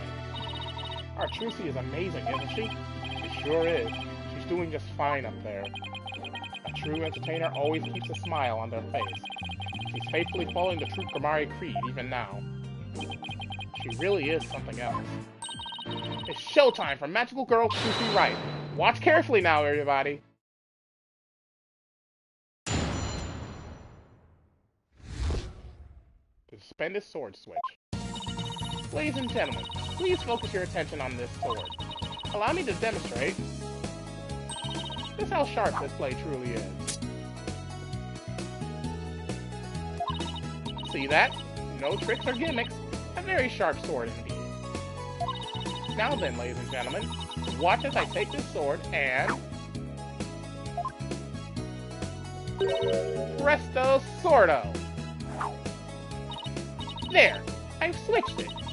And now... Hook! As you can see, the blade is not steel, but rubber.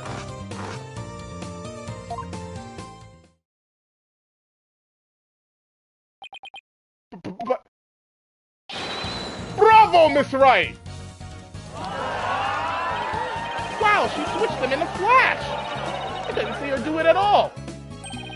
She's completely turned the room around. The hecklers are being drowned out by all the cheering. Where did the steel sword vanish off to, Miss Wright? The Lord is deep in our understanding of the case. Please tell us if you would. I'm not asking out of mere curiosity, just so you know. I usually hide the steel sword backstage when I switch them during the show. So when you thrust the rubber sword into the coffin, the steel sword wasn't even on stage, but behind the curtain. Exactly.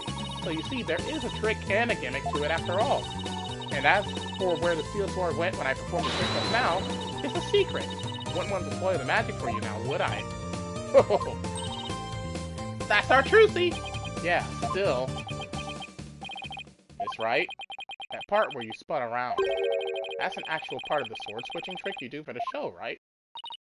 Right. The other parts, like the apple, were just to help with my explanation here in court. That's funny. I think I found an inconsistency in her testimony. And it looks like I'm not the only one. I don't know what's doing there, but now that I found it, I have to get to the bottom of it.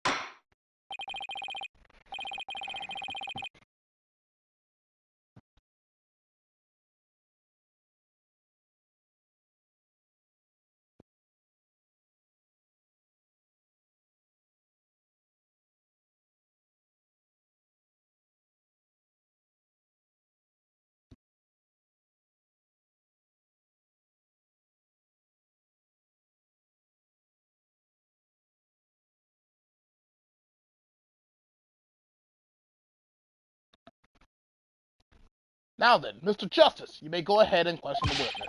But try not to ask dumb questions and spoil this wondrous magic. I thought this was supposed to be my cross-examination.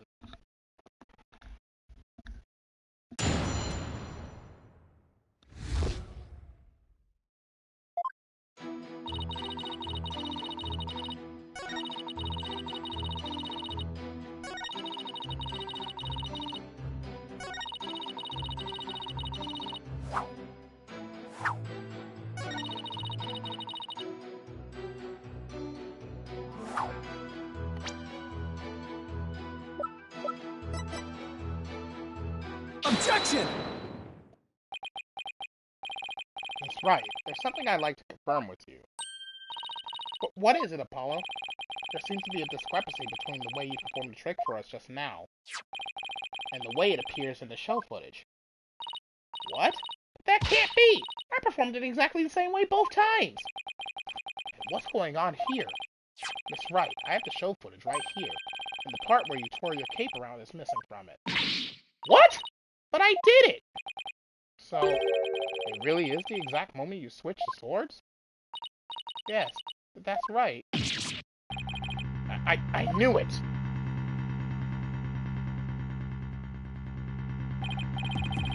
Well, I certainly never expected the defense to expose the accuser's lie for me. Mr. Justice, does this mean that you are arguing that the defendant did not swap the swords during the actual magic show? No, Your Honor. That wasn't my intention. I mean, I did swap them. I know I did. I'm absolutely sure of it. Even memory is unreliable at best. In this case, I am afraid that it is the witness herself who cannot be trusted. We can see the footage for ourselves. The claims of this witness are false. But now that it has been proven that the accused did not swap swords, it means that the use of the steel sword in this coffin was wholly intentional. And by the way, it's not you, Mr. Justice, who wrong. That Mr. Reeves' death was not an accident, but murder. I assume you have no objection to that still. It was, after all, your own assertion. The defense... Objection! The defense has an objection. To you, Mr. Apollo Justice, I demand you withdraw the discrepancy you pointed out now. But there is a discrepancy, and it must mean something. I'm sure of it. Would the defense team kindly save their spat until after court is adjourned? After all of this debate, it seems we've come back around to the original argument. The defendant knew about the prank plan that would place the victim inside the coffin. What's more, the defendant did not perform the sword switching trick on stage.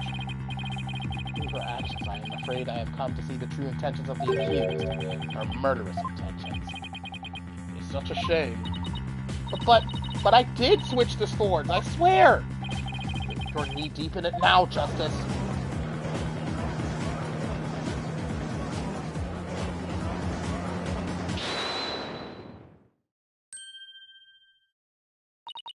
Excuse me. Let's see. You are... Which one again? Benny? Nope, that's not right. Bonnie? It's Bonnie.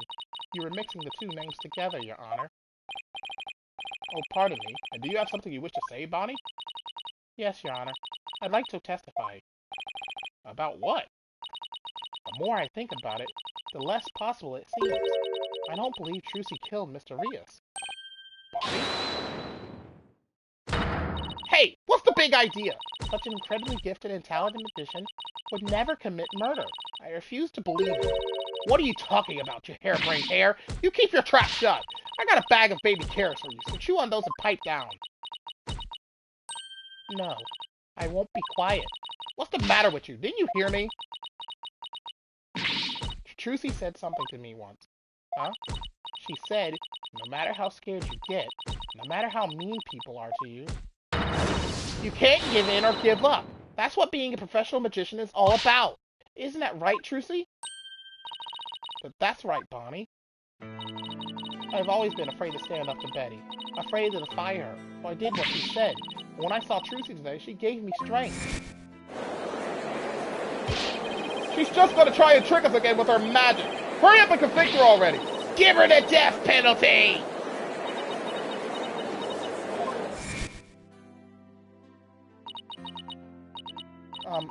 I'd like to make a small request. How about, instead of testifying with words, I show you exactly what happened.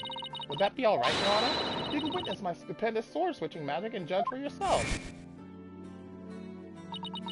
Seeing her courage, the way she kept smiling despite everything, she's just incredible. So I'm not going to run away. I'm scared, but for once, I'm going to be brave. What have you done to my sister, Trucy, right? You've practically brainwashed her. It's the power of Trucy's conviction. That's what it is. It's touched Bonnie's heart. Yeah, Trucy really is one magical girl. Bonnie, is the topic of your testimony related to that thing that was bothering you? The thing you tried to tell us about in the lobby during the recess? Yes. Ever since I saw the show footage, something's been nagging at me. I'm not exactly sure what it is, but something is off. I feel like something about it. Bonnie? I wonder if what was shown on TV is really the same as what happened on stage. Of course it is. The show has only been performed once, after all. It can't show anything other than what happened on the stage yesterday. But Bonnie's testimony deserves our attention. We have to examine the show footage. What can we check it against? Do you have some other footage of the show? Well, I have some show footage. You do? One of the TV station's cameramen said he was a fan of mine. He kept his camera on me throughout the entire show. And then afterwards he gave me the footage he shot as a present. He did? To tell you the truth, I thought it was kind of creepy, so I was going to get rid of it. Hold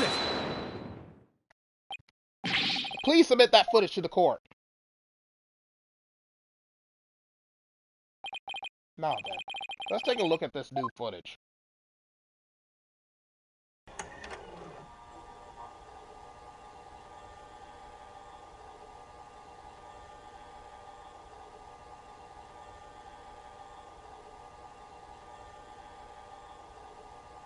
Really is focusing only on her.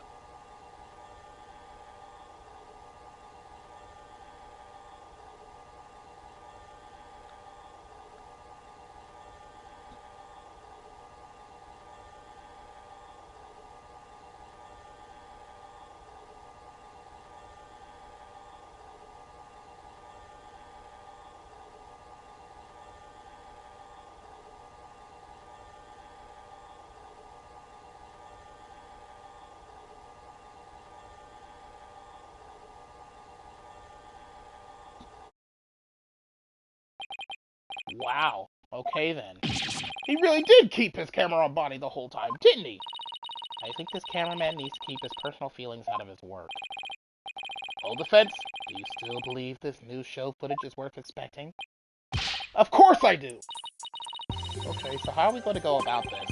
Let's try comparing the two. We just might find an inconsistency between them. An inconsistency, huh?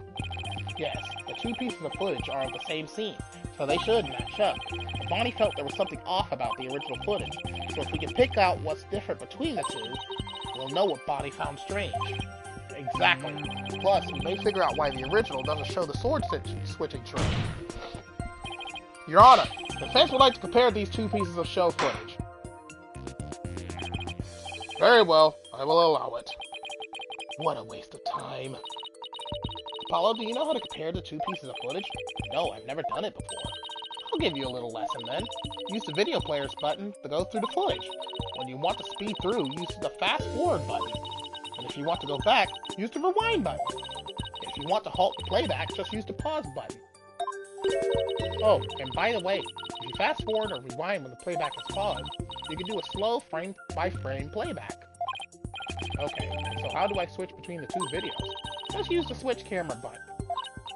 Now if you find a difference between the two pieces of footage, put the cursor over what's different and present it to the court. Thanks, Athena, you really know your stuff.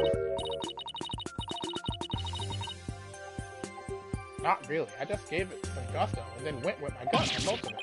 What? I sure hope she guessed right. Anyway, let's give it a try. Well, this one's pretty easy. Easy. What we want to do is switch to Bonnie's footage. I'm going to pause, and we're going to fast forward to the point where those playing cards showed up. Because that's not in the original footage. Where did the playing cards go?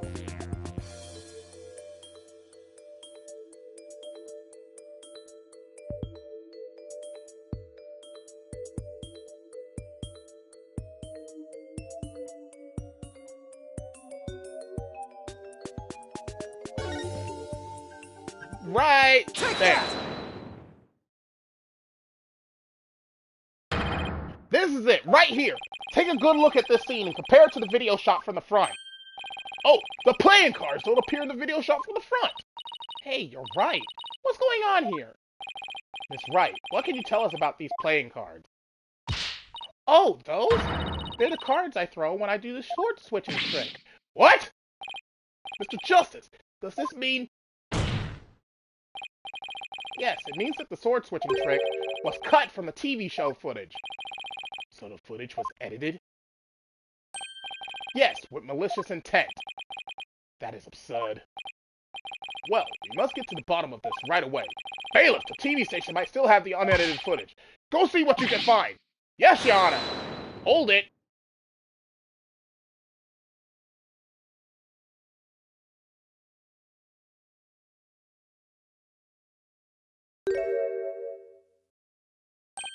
It's you! Now hold up, Your Honor. This is all just a big misunderstanding. Believe you me. Give a chance to defend himself before you start pointing fingers. Who might you be? Right. Sorry about that. Got ahead of myself there. Here's my business card. Charmed to make your acquaintance, Your Honor. Oh, well, how very polite of you. It's lovely to meet you too, Prosecutor Sadanati. Please take my card. Business card? Yes. I read about this custom among businessmen in this country. I have even familiarized myself with the various replies.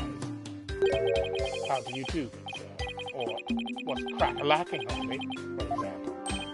Oh, you're from Take-Two TV, are you, witness? Come to think of it, I believe I've seen you on television before. Yes, Roger Redden, otherwise known as the Ratings Roger. He is a TV producer and appears on many of his own shows. He is best known for his caption, Hang Loose, baby. Oh my, so you're the Ratings Roger. Hang loose, Judge, baby. Nice courtroom you got here. I never thought I'd get to meet you in person. Prosecutor Sadanati, how do you know so much about him? In preparation for the case, I watched all of his shows. I found the Ratings Roger goes to Burgerbon of particular interest. It inspired me to visit that restaurant straight away to learn more about the local cuisine. What? You went to Burgerbon? Who would have thought? You must have really wanted to try it, huh, buddy? Was that line? Whew. The to my aesthetic training, and I always wait to nothing. I recommend the Southwestern burger with jalapeno jack cheese, by the way. I'm having a really hard time picturing him in line for burgers. Prosecutor Sadmati's unexpected enthusiasm for food aside. Mr. Rettins, what is this misunderstanding you mentioned? Well, for starters, it's true that the footage was edited. You'll get your hands on this anyway. So I might as well show you the unedited footage. It's a pretty long video, so I'll just show you the part with the playing cards. You can see the cards when Trucy spins around, so keep your eyes peeled.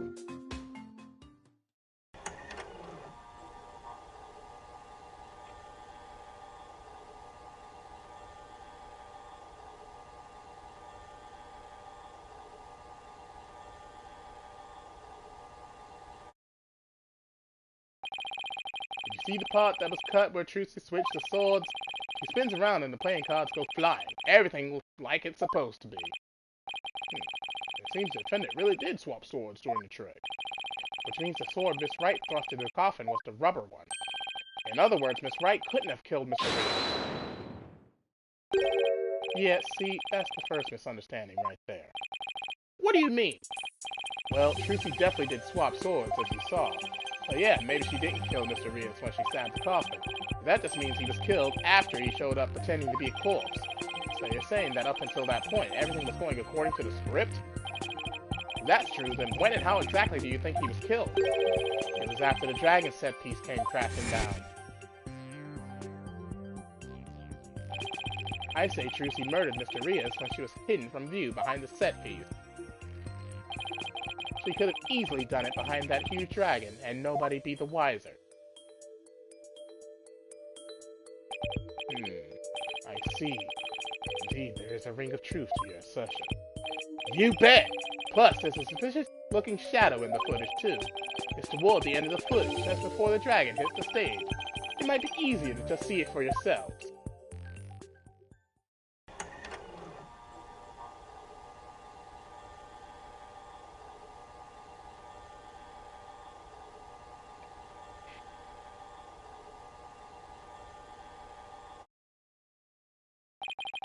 It's only for a split second, so it's hard to catch. But look here! This suspicious shadow must be Trucy. She's using the steel sword she hid behind the curtain during the trick to kill the victim. Now that you mention it, I suppose it does. Objection! This witness is just trying to ram his theory down our throats, Your Honor. And that's not all. Aren't we forgetting that the witness willfully edited the sword switch out of the footage? You see, there's your second misunderstanding right there. Your Honor, would you mind if I testified about it? I've seen people testify on TV, and I've always wanted to give it a shot. That would be fine with me, Prosecutor Sadmati. It was quite unexpected. It threatens to disrupt the karmic course of this case. Hey, lighten up, pretty boy. You're gonna like what I've got to say, promise. Very well. However, if you do anything to impede the last rites for the victim, I will have you removed. Alright, with Prosecutor Sadmati's permission, please give us your testimony, Mr. Roger Rettins, the raiding Rajas, now Kaiser of the courtroom. I'm taking over the floor, so listen up, loyal viewers. See, now, if he had just not been there and kept his mouth shut, no one would have actually realized he was the killer, but he basically set himself up for failure. Ooh, itchy arm. Stop it. That feels better. Footage is meant to be edited, I tell you. Scenes are spliced together, and longer, boring scenes are cut out. All the stations edit footage this way. It wasn't like it was done maliciously or something. It was just a coincidence that particular scene was cut out. It wasn't intentional. Or what, you've got some proof that I had an ulterior motive for editing that footage? I see. So you're saying it was a coincidence that the sword swapping scene was cut. That's right. Glad you got the picture. Objection! Coincidence? That's just a little too convenient if you ask me. Ooh, an objection. How cool. It sure packs a lot more punch when you hear it live. Do that again. I want to get another shot from a different angle. My objection is not for your entertainment. And cut! There, I got some good stuff there. Mr. Rettins, filming is prohibited inside the courthouse. Whoops! My bad, Judge. If the defense has an issue, it can point it out during its cross-examination.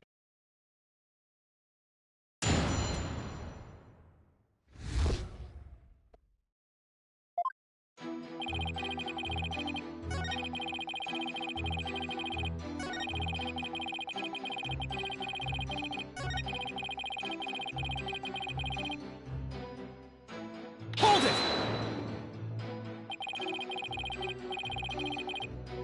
Of all the scenes you could have cut, why the sword switching trick? That seems like too much of a coincidence to me. Oh, so now you're gonna tell me how I'm supposed to edit my programs, Big Shot? It's hard being the boss, kid. You gotta make the tough choices, like which content gets cut. But let me ask you this. Why exactly did you make such a tough choice in this case? You wouldn't understand, champ. It's all about artistic vision. I tell you, people tell you how to do your job, but they don't know the first thing about it. I may not know TV, but I know evidence law, and boy do I have some for you, champ. I might not be able to show that your selective editing was intentional. However, I know you bear the defendant ill will, and this is the evidence that proves it. Take that! Huh? What's that you got there? This is the contract you had Miss Wright sign just before the magic show. This contract between the first party, Take-Two TV, and the second party, Miss Wright, reads: if, through the fault of the second party, the show must be canceled in part or in full, the second party will pay $3 million as compensation to the first party. $3 million?! That's a completely unreasonable sum! I couldn't agree more. And of course, Miss Wright doesn't have that kind of money. Nevertheless, Roger Rettins had her sign this unreasonable contract anyway. Or more accurately, he conned her into signing it. Conned her? How did he do that? There's a trick to the clipboard that was used by Miss Wright to sign her contract. It houses carbon paper that can secretly copy her signature onto other documents. Oh, come on now! That's quite a nasty accusation you're slinging my way. For starters, you don't have any proof I had anything to do with that carbon paper stuff. Just because Trucy and her agency can't pay up, that doesn't mean I conned her. $3 million? That's totally out of reach for the average person. In any case, this is important new information. Please add it to your testimony, Mr. Rettins. Where's your proof linking me to that tricked-out clipboard? You don't have any, do you? Yes, I do. Objection! You must be quite the con man if you can fool a magician with a simple trick. But if you think you can con a lawyer, you're very much mistaken. Hey kid, would it kill you to enunciate in front of the camera? You know, like a newscaster? I'd like you to take a look at Miss Wright's signature here on this note. Now let's compare that signature to the one here on this contract. It's identical.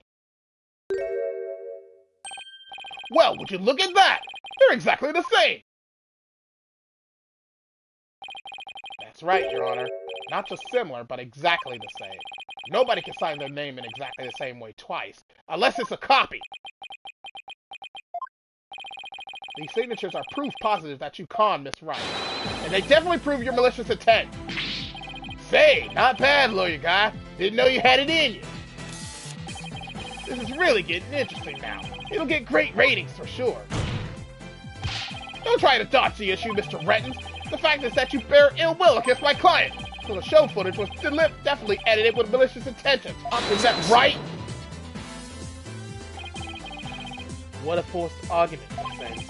All you have really proven is not that ill will against Miss Wright, but it's pecuniary greed. That's right. I just wanted money, baby. Fat stacks of cheddar, that's all. After all, I'd never even crossed paths with Trucy before this massive show. I'd have absolutely no reason to bear her any ill will, right? You didn't bear her any ill will, huh?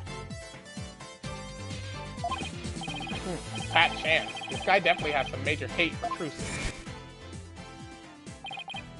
You'll see. I'll dig up the dirt and expose the dark heart behind that sweet smile. I'll prove those Grimari magicians are all a bunch of lowlifes. can't prove it with anything, but the things he said all point to that fact. There must be something between the two of them that gave birth to this grudge. Some sort of connection that not even Trucy is aware of. Your Honor, I'd like to argue that Roger Rettins and Trucy Wright must have crossed paths before. There must be some hidden connection between them. Hidden connection? What is it now? Just what are you getting at, Mr. Justice? It is futile to even ask, Your Honor. Surely it is just another one of the defense's feckless ways. Objection! You don't seem to have a very high opinion of me, but once you hear my argument, you'll wish you'd taken me a whole lot more seriously.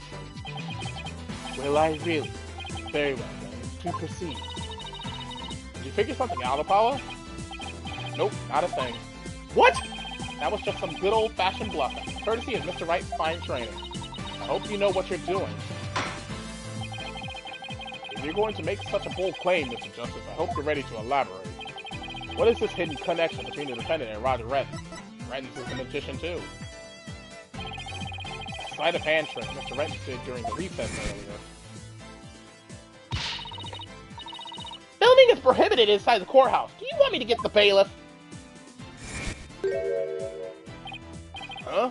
Filming? What are you talking about? I don't even have a camera on me. What if Mr. Rettins is a magician too? What if? I believe it's up to the defense to fill in the blanks, not me.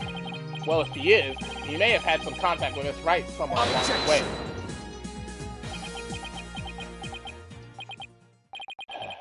Your argument is hardly worth responding to. By all means, please do continue.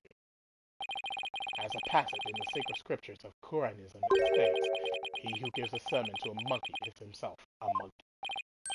Yeah, it doesn't matter what you say to a dimwit, he isn't gonna get it anyway. But we saw Mr. Rettins perform a magic trick. He made his video camera disappear in the blink of an eye. Well, I think it would be pretty funny if I were a magician. You must have been seeing things. Want me to introduce you to a good eye doctor? If a connection as tenuous as that is all it takes, then every magician in the country could potentially bear ill will toward the accused. I guess you're right. You're not the sharpest knife in the drawer, are you, short stuff? You would do well to cleanse that putrid mind of yours in the holy waters of Mount Pony Pony. 3 days under a frigid waterfall, and even you should rise to the level of a monkey. A numbskull for a numbskull! This numbskull has thick skin, so there. I think I get what they're driving at. Even if he is a magician, it's not exactly a reason to bear a grudge against Trucy, is it? Hold on! I can think of one person, one magician who has a reason to bear a grudge against Trucy, or rather, one magician who has a reason to bear a grudge against Gamare. Oh? No way! Is something wrong, Mr. Justice? Your Honor, the defense wishes to submit evidence at this time. I see. And what sort of evidence do you have for us? Evidence that points to the real killer, the one who had a motive to commit this crime.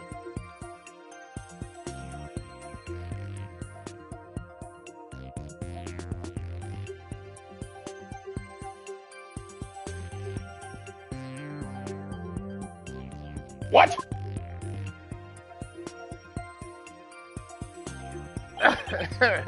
My nose is... nose. I feel like I have to sneeze again. I hate it. Itchy.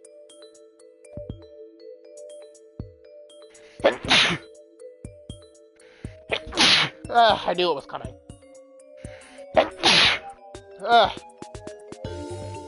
Another one? I still feel it.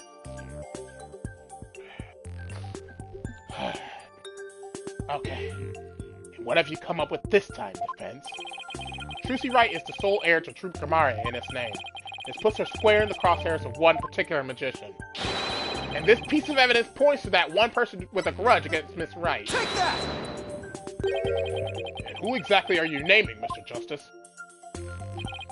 13 years ago, the great Mr. Rias belonged to Troop Gamare, but then the troop ousted him, and Mr. Rias vowed to get revenge on them someday.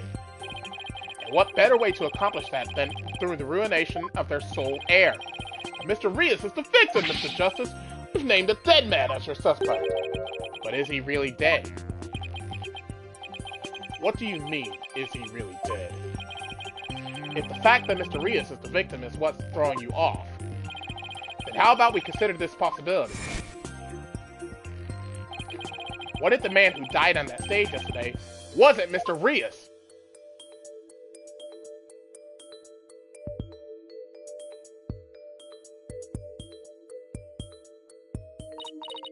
What? You mean the victim was an imposter? Not Mr. Rios? And what about the real Mr. Rios? It would mean that the real Mr. Rios is still alive. That's absurd.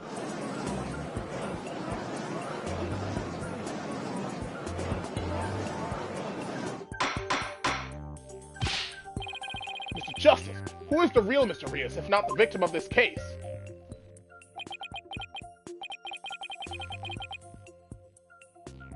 It's all coming together now.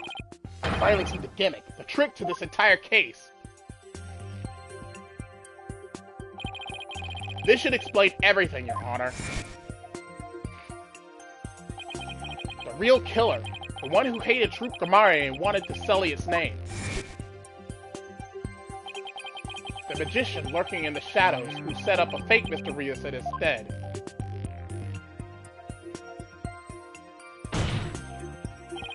The real Mr. Rios is... Mother-Noroi. But that's... Yes it is. Roger Redden. It's the real Mr. Rios. What? Him? Objection! Oh, hollow red pepper, your impotent seeds sprout naught but meaningless empty words. You can't possibly have proof to support such an outlandish theory. It's not a bad idea for a soap opera, but not even die-hard fans of the genre would stick around past the pilot. You want proof? Well, I've got proof. I can prove it by...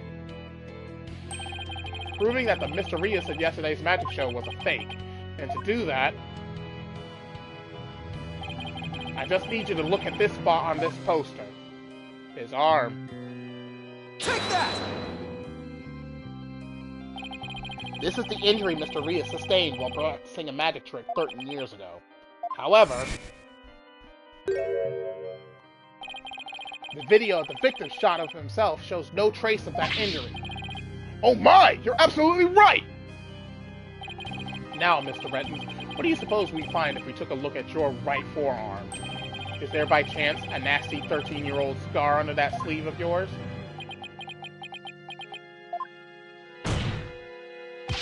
Well, Mr. Renton, why don't you roll up your sleeve and let the court have a look?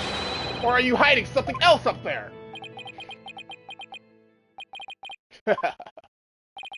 Come on now, I have nothing up my sleeve. I don't need to hide anything up there, because I require no tricks or gimmicks, for you see, my magic is the real deal.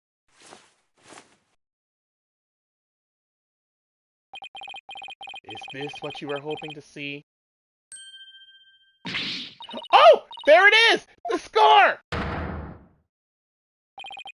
Just as I thought. That's right. I am the forgotten magician, abandoned to the dark understage of history. The great Mr. Rios.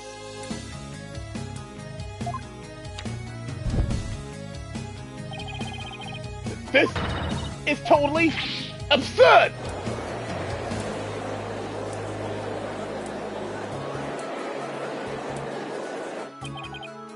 How ironic, wouldn't you say, that this odious mark carved into me by Troop Gamari will bring me back into the limelight once more. Strange are the comic threads before me. If the witness is the real Mr. Rios, then who is the victim of Paris in the magic show? He was but a fan. I met him on one of my programs several years ago. He said he had become a magician out of the admiration for the great Mr. Rios. In confidence, I told him my true identity and let him take on my mantle. And when did this man take over for you? About 2 years ago. I taught him my tricks, and even acted as his producer. And so, a mere amateur became a popular magician overnight, courtesy of my magic, on the stage we call television. Hope you enjoyed the show. You really had us all fooled. Mr. Rettins, or should I say, Mr. Rias, in your hatred of Troop Gamare, you killed the victim, Mr. Mystery, and then set up Miss Right to take the fall, didn't you? You did it all just to tarnish the Gamare name. I have no idea what you're talking about, lad. I set up the prank, that much is true, but it was simply a harmless joke on Trucy, I assure you. Yet she learned the plan and made use of it to commit murder. That's how strong the criminal element runs in the blood of these Objection! But if it was a secret prank plan that very few people knew about, couldn't you have been the one to use it for murder instead? Ugh! Yikes! Ugh. His head! Just kidding. What the heck was that? Heed my words, lawyer lad, for I fear your grasp on reality is slipping. I do believe I told you that my magic is real. It employs neither tricks nor gimmicks. Enough with the ambiguity. Why don't you make your point already? My alibi is as pristine as ever. Wouldn't you agree, Prosecutor Sanmati? Yes, I suppose that is correct. The witness does have a solid alibi. What? Recall, defense, that at the time of the magic show, Mr. Rettins was at Take 2 TV. A fact that many people can easily attest to. Yeah, that's right! I forgot all about that! So what do you think, Your Honor? Would you like me to testify on the matter? Yes, I think you'd better. Please tell the court more about your alibi. Very well, then. On with the show. Are you watching, Magnifique Gamare? The time has finally come for my magic to snuff out your precious pedigree. The Gamare line will be no more.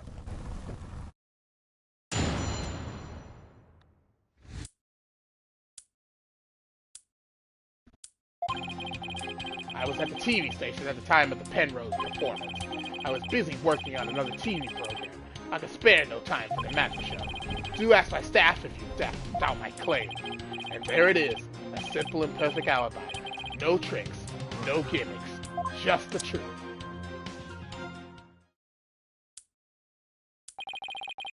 Do you understand now, perhaps? I did not grace the theater with my presence until after the incident, so how could I have committed the murder? His staff did say he was there at the station, so it sure does sound like a rock-solid alibi. But that can't be right. If Mr. Rettins is the killer, he'd have to have been at the theater. There's got to be a hole somewhere in his story. I assure you there are no holes on Mr. Rias' stage. No tricks, no gimmicks. True magic doesn't need trapdoors to escape through. Do enjoy my show to the fullest. And my real ability alibi.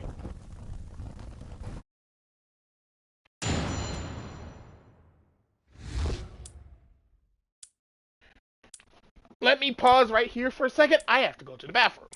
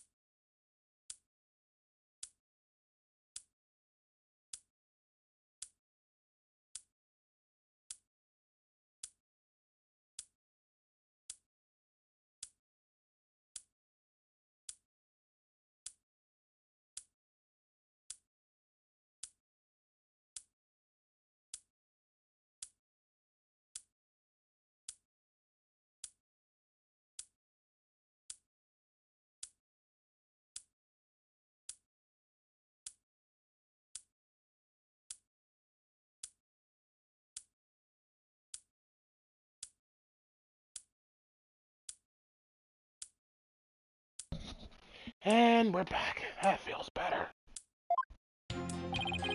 I was at the TV station at the time of the Penrose performance. Hold it! But you did come to the theater eventually, isn't that right?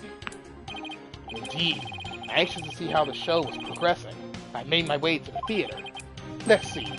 My journey took about 10 minutes by car. Could he actually have been at the theater during those 10 minutes, killing the victim? Allow me a stab at reading your mind. Aha! Could I have been at the theater during those 10 minutes, killing the victim? How in the... But no, I took a taxi.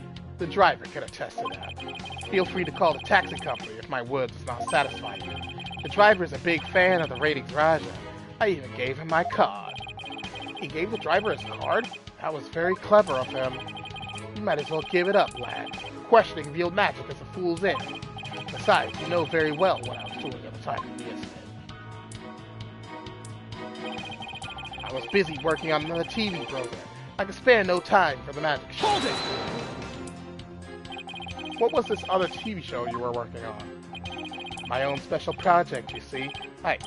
One moment. Perhaps this is more appropriate. It's a Ratings Raja special production. Yeah, hang loose, baby. It's called Desperation Regeneration. You switched personas just to say that? What's the show about? Washed up has-been singers and comedians play together and play musical chairs. The winner of the game is given a second chance at their career. A priceless prize for chumps who washed up too early in life. Sounds great, right? Might I suggest you appear on that show, Mr. Justice? As the ex-lawyer who used to make ridiculous bluffs in court and faded sadly into obscurity. And let the Ratings Raja produce my TV debut? Not in this lifetime. You have great reactions. Who knows? TV might be a true calling. Hey, whose side are you on? In any case, I was overseeing production of the program during the Penrose performance. Do ask my staff if you doubt my claim. How do we know those staff members aren't in cahoots with you? I make it my business to perform solo. My magic has neither need nor want of assistance. After all, one of them could reveal the secrets behind my magic, could they not? So he doesn't trust anybody, huh? He's the complete opposite of Trucy. There were many people there in the studio audience who saw the witness as well. Even if he had been able to persuade his own staff to cover for him, he could not have convinced so many complete strangers to do the same. He really has made a rock-solid alibi for himself. Yeah, it's almost too good, you know? It's eerie how perfect it is. It has all been revealed to you now. And there it is, a simple and perfect alibi. No tricks, no gimmicks. Just the truth. I've got it! Do you have a brother? A brother that looks exactly like you, maybe? Again with the twin business? You think the audience will let you get away with using the same gimmick twice in a row? If you do not believe in my defense, why not investigate for yourself? But I'm sure your efforts will prove to be thoroughly fruitless. Yeah, I guess the twins theory is a little far-fetched. Ah! His alibi really is airtight! I believe we've heard enough. While I believe the witness does indeed harbor some ill will against the defendant, there is no reason to doubt that he was at the TV station at the time of the incident. Yes, the facts prove it was impossible for the witness to have been involved with this crime. These last rites for the victim have dragged on long enough. The soul of the victim himself is so bored that it is resting on top of your Honor's head. It is?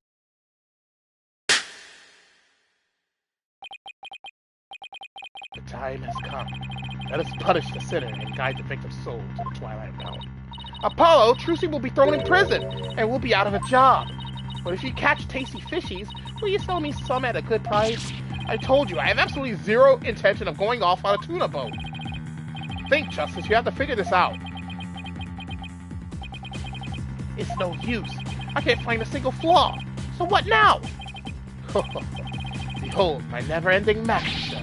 Come for the awe-inspiring showmanship of the great Mr. Rian, and stay for my grand illusion until the end of time.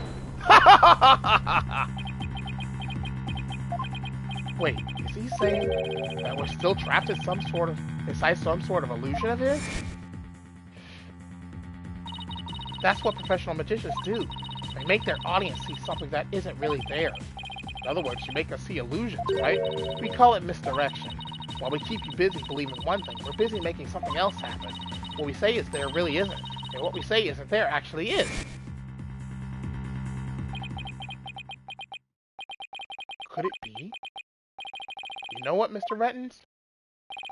I guess we have all been spectators to the elaborate illusion you've prepared for us. An illusion that has suddenly turned our attention towards something you wanted us to see. What are you going on about, lad? Have you got something, Apollo? I just remembered something Trucy said about misdirection. What a magician says is there really isn't, and what they say isn't there actually is. If we've all been taken for a ride by Mr. Retton's magic, then maybe he's made us see something that wasn't really there. It's time to rethink all of my assumptions about this case. What have we been made to believe was there when it actually wasn't? What have we taken to be the absolute facts of this case?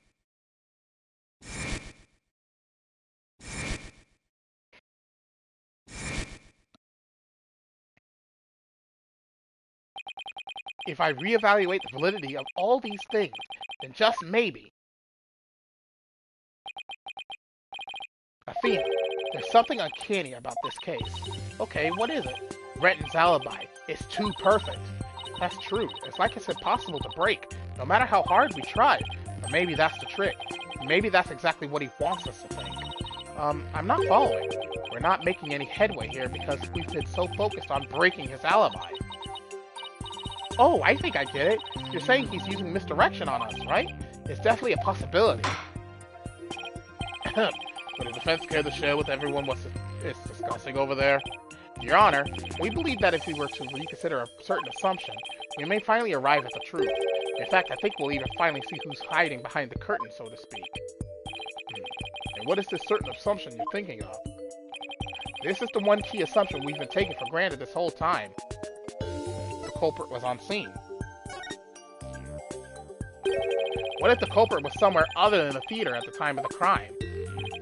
What if there was some way to commit the murder without actually being there? If that was the case, then Mr. Retton's perfect alibi would become irrelevant. Objection! How could one press a stab at him to death with a sword without physically being there? Furthermore, we all saw what appears to be the culprit's shadow. Objection! But couldn't we just as easily assume that the shadow does not belong to the culprit? Well, if it's not the culprit, then whose is it? I'm not 100% sure yet, but I'm pretty sure I'm on the right track. We've all seen something that looks like this shadowy shape before, Your Honor, during the magic show itself. In that case, please point it out in the show footage for us. This is the thing that looks suspiciously similar to the shadowy figure of the culprit.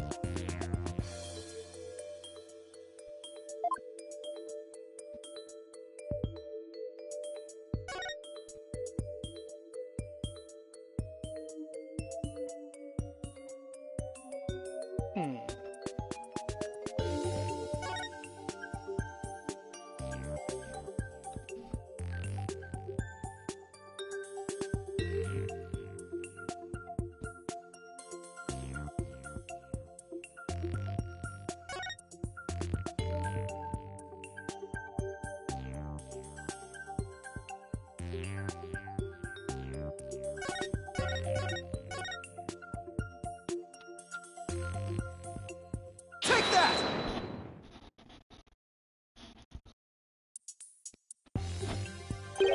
Doesn't the shadow resemble the suspicious shadowy figure? Now that you mention it, it does, doesn't it? Miss Wright, could you identify this shadow for the court? Let's see. I believe that's Mr. Hat's shadow. It's from when he's being pulled up from the stage to the catwalk overhead by wire. Could this shadow that's shown later in the footage be Mr. Hat too? No, that's not possible. After Mr. Hat was pulled up to the catwalk, he stayed up there. In other words, the second shadow is from some other figure being pulled up. Some other figure? I'm afraid you'll need to be more specific than that, Mr. Justice. He's right, we've come this far. I'll just have to figure it out from the clues I have on hand. What is the second shadow shown in this footage? Take that! If we consider what was happening on the stage at the time, there is only one answer. The shadow belonged to the fake Mr. Rias. In other words, Mr. Man of Mystery. The victim. Please take a look at the prank plan script. Mr. Mystery was to pretend to be dead, and then fly up into the air after that. Isn't that right, Mr. Rettens? Indeed. And what of it? I contend that's exactly what happened. The victim was wearing a stunt harness around his waist. It was most likely attached to a stunt wire so that he could be pulled up into the air. So you're suggesting that after pretending to be dead in the coffin, the victim flew up into the air just as the prank script says? Exactly. We just couldn't see him go flying up because the dragon was blocking our view. And that last trick, ladies and gentlemen, is the true pièce de résistance of the culprit's murderous magic show. Don't tell me. You've got it all figured out? Yes, I think so. If we could just look beyond Mr. Retten's last bit of misdirection, we should finally be able to see the real truth. The victim must have been pulled up to the catwalk just like Mr. Hat, and hit the cushioning up there with considerable force. I just have to figure out what else happened up there at that time. Are you ready to elaborate, Mr. Justice? Yes, Your Honor, I'm ready. In that case, please answer me this. Why did the culprit make the victim fly up into the air like that?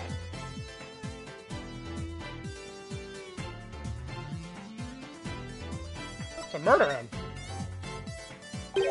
Just why did the culprit have the victim fly up after he had appeared in the coffin? And how did the victim actually die when he was only pretending to be dead in the coffin? If we can figure out how these two questions relate, the answers should become clear. Could it be? Mr. Mystery must have thought he was still just part of a prank when he appeared on stage. He probably didn't suspect a thing as he was being pulled into the air. After Miss Wright was called backstage, and just as the set piece fell. But the culprit had already planted the real murder weapon in a cushion in the catwalk. It was probably a knife or blade of some sort. What? You mean? Yes, it really was a magical murder. Just as the prank script said, Mr. Mystery was whisked up into the air. And straight into a blade there in the catwalk.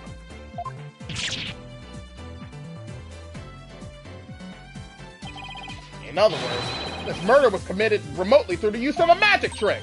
What? Remotely? Using this method, it wouldn't matter where Mr. Rettens was at the time of death. Ah!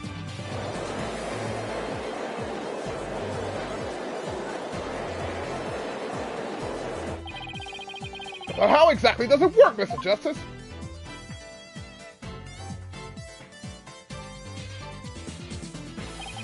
Just before the murder occurred, the dragon set piece was up in the catwalk. It and Mr. Man of Mystery were connected to each other by a wire at the same time.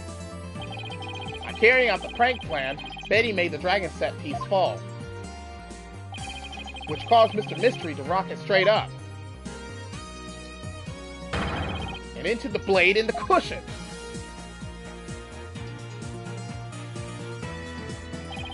The cushion was high up enough to be hidden from the audience's view.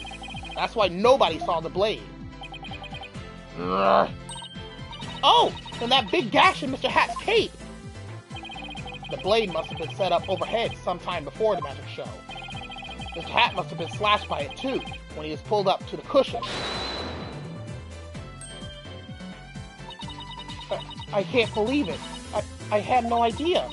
I was told that Trucy would freak out if I made the set piece fall. That's the only reason I did it. You were used, Betty. Roger Rettens used you. I thought he was my little puppet to boss around, but it was the other way around.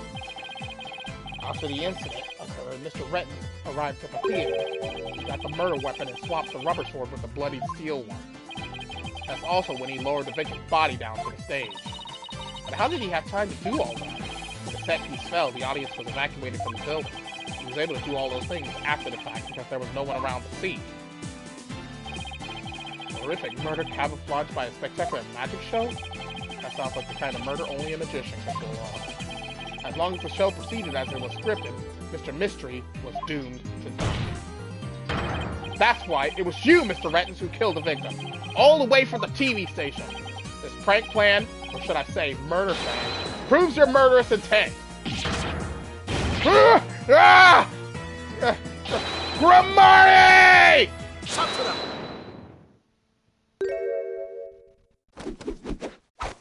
Satura ima o mandomo samashi de tashi no ketare gase o soroka!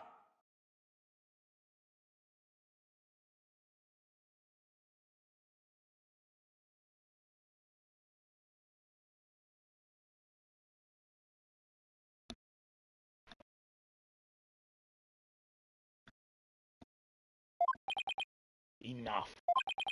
You dim-witted, ignorant, imbecilic, putrid red pepper.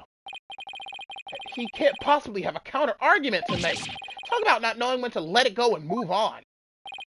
Do you have a rebuttal or something, Prosecutor Satomati? No blade of any kind was found in the catwalk, which means you have no evidence to support your theory. But Mr. Rettens retrieved it after the fact. Which still leaves you with no way to prove your wildly fantastic remote murder theory. But without proof, does it not make more sense to believe that the murder was committed there on the stage? That's where the bloodstained sword was found, after all. That was a very good point. That's the only person who could have committed the crime there on that stage. Trucy Wright remains the prime suspect. Ah! It would appear that what you call truth is little more than a cheap card trick. In the end, you have done nothing to prove the accused's innocence. It is time at last to let it go and move on.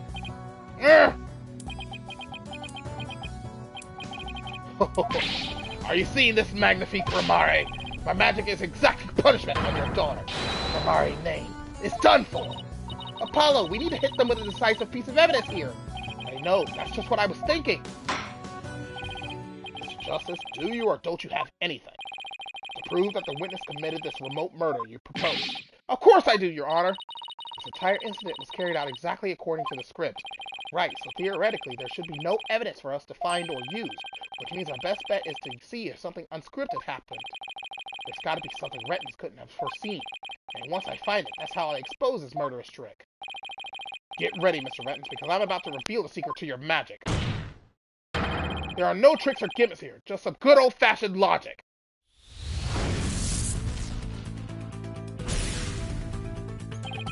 As long as the magic show went as scripted, the murder would happen without fail. Everything in this case was carefully planned so that no evidence would be left behind. Still, one thing happened that definitely wasn't in the plan. One part of the magic show wasn't a part of the show's original script. Bonnie's mistake.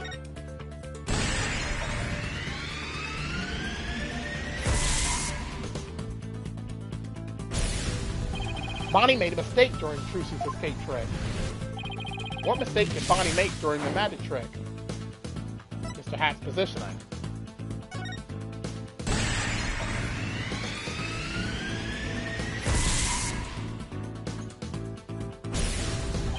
Because Bonnie placed Mr. Hat to the right of the coffin instead of to the left, Trucy had to reappear on the side of the coffin opposite to the one in the show's script. But the culprit didn't know that when he first arrived at the theater, which means he was bound to make a slip-up when he tampered with the crime scene. Which part of the culprit's cover-up attempt was affected by Trucy's new position?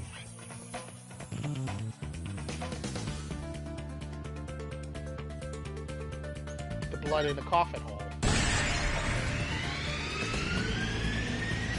The blood was on the wrong side of the coffin, too. Thinking Trucy had appeared on the left, the culprit must have put the blood in the left hole. But the blood was eventually discovered in the right hole during the police investigation. The killer had originally put the blood on the left side. That means he must have tampered with the scene again afterwards to make it line up with the facts. To make the crime scene consistent with the facts, the culprit must have swapped the coffin sides.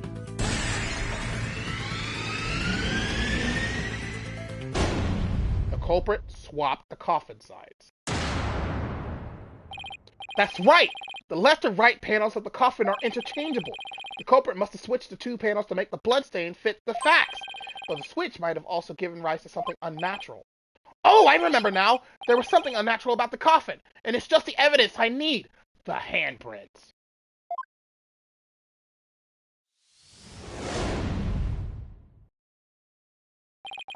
Sorry, Mr. Ruffin, but I have some very conclusive proof of your guilt. Another bluff, is it? There's no way you have anything of the kind. My magic is real. No trick. No, there are tricks and gimmicks to it, just like any other illusion. What? After the murder, you switched the left and right panels of the coffin, didn't you? Ah! And because you did, you left behind something very unnatural for us to find. This proves that Roger Rettins tampered with the crime scene after the murder took place.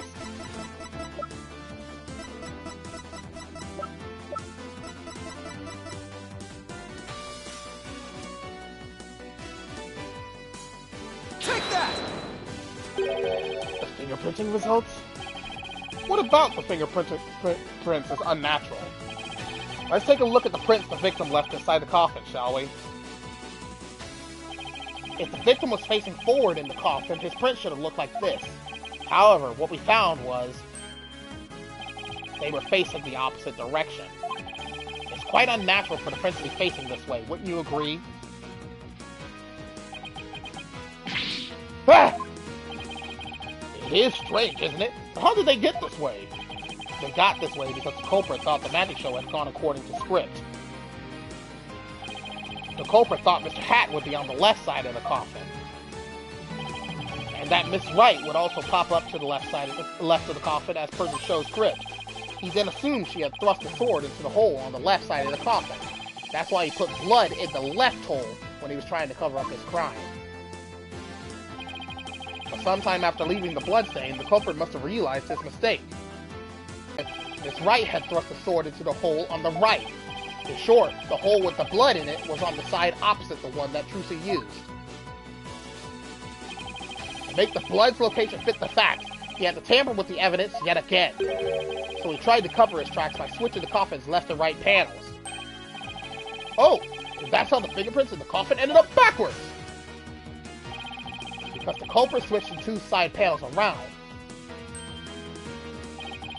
The prints ended up facing the opposite direction. But instead of going to all that trouble with the panels, why didn't the culprit just wipe the blood away and redo it on the other side? I'm afraid that wouldn't have worked, Your Honor, because of a little something called luminol testing. Oh, right! Luminol! Almost forgot. Luminol can detect trace about the blood, even if it's been wiped away, right? That's right. Wiping the blood away would have only served as proof of its meddling. How about it, Mr. Rettins? I did a pretty good job figuring out your trick, didn't I? Objection! Trucy Wright could have done the same just as easily. You have no proof that it was this witness who tampered with Objection! Ah, but I do have proof. What? A person who was in the magic show would never have made the mistake of putting the blood on the wrong side. Least of all Miss Wright, who surely would have remembered she was on the other side. Oh my, you're absolutely right! Ugh. Why, you impudent! I'm sure you've realized by now, Prosecutor Satonari, that your claim to Miss Wright is the culprit just doesn't hold up. You and the accused are most certainly bound for hell! Really? Miss Wright and I? Because I think you're the one with a ticket there for trying to convict an innocent girl.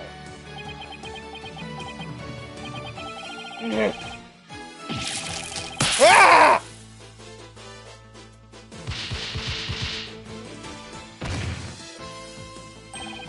Prosecutor Satonari! Are you alright? As for the true culprit, he is someone who knew how the show was supposed to go, but didn't actually see it, and someone who had the chance to tamper with the crime scene after the incident. And the only person who fits the bill is you, Roger Rettins! Hermione! All of the secrets to your tricks have been revealed.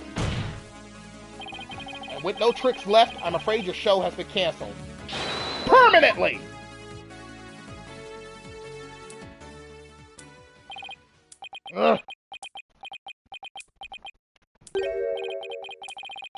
All of my secrets have been revealed, you say?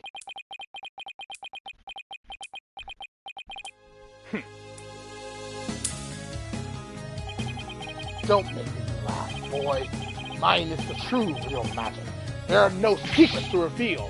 Behold, ladies and gentlemen, the true power of the great Mr. Rias. Witness a magic far greater than Troop Kuramare's! Burn! Crumble! Fall to my furious flames! The great Mysterious will bring an end to you all! And now for the final heir to the Kuramaria name. Right here, right now, you too shall burn! Huh? No! This isn't right! Ah! Ah! No! I didn't do anything wrong! No! It's not my fault! I'm not the one to blame! I'm the victim here! Ah! What? Ah! Ah! No! No! Ah! Curse you, Grimari!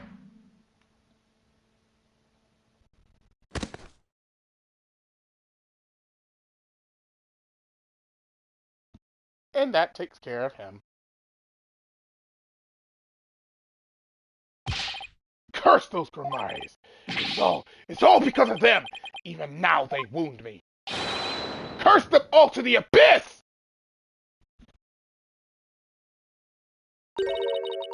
Do you really hate us that much?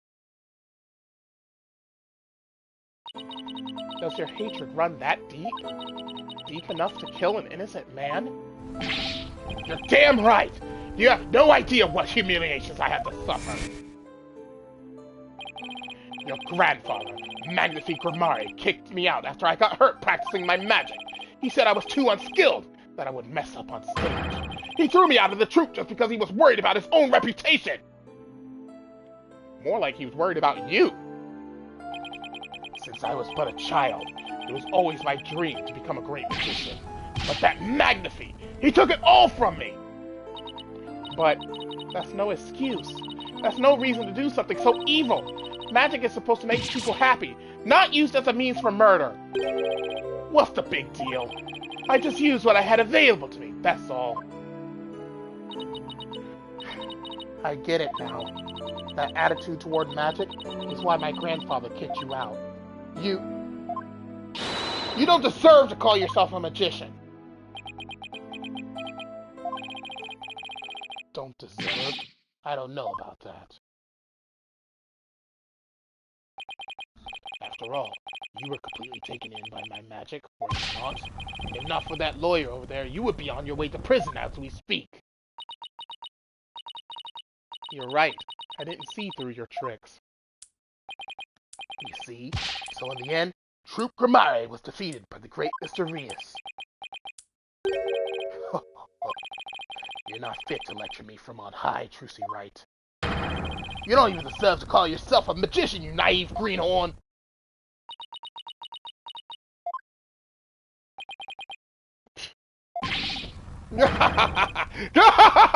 Take that, Grimari! You lose! If anyone needs to learn to let it go and move on, it's this guy. This court and my prison can both burn in the flames of my creation. Bailiff, take Mr. Rettins away and bring a fire extinguisher just to be safe.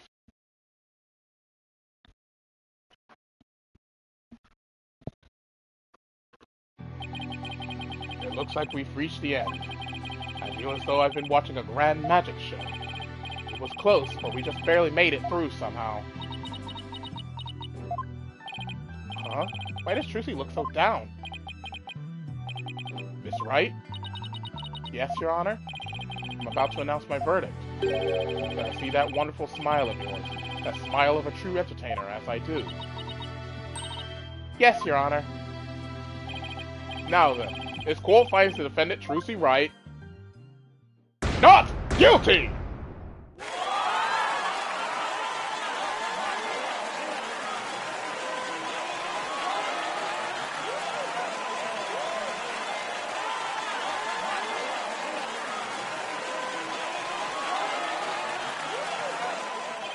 Court is adjourned.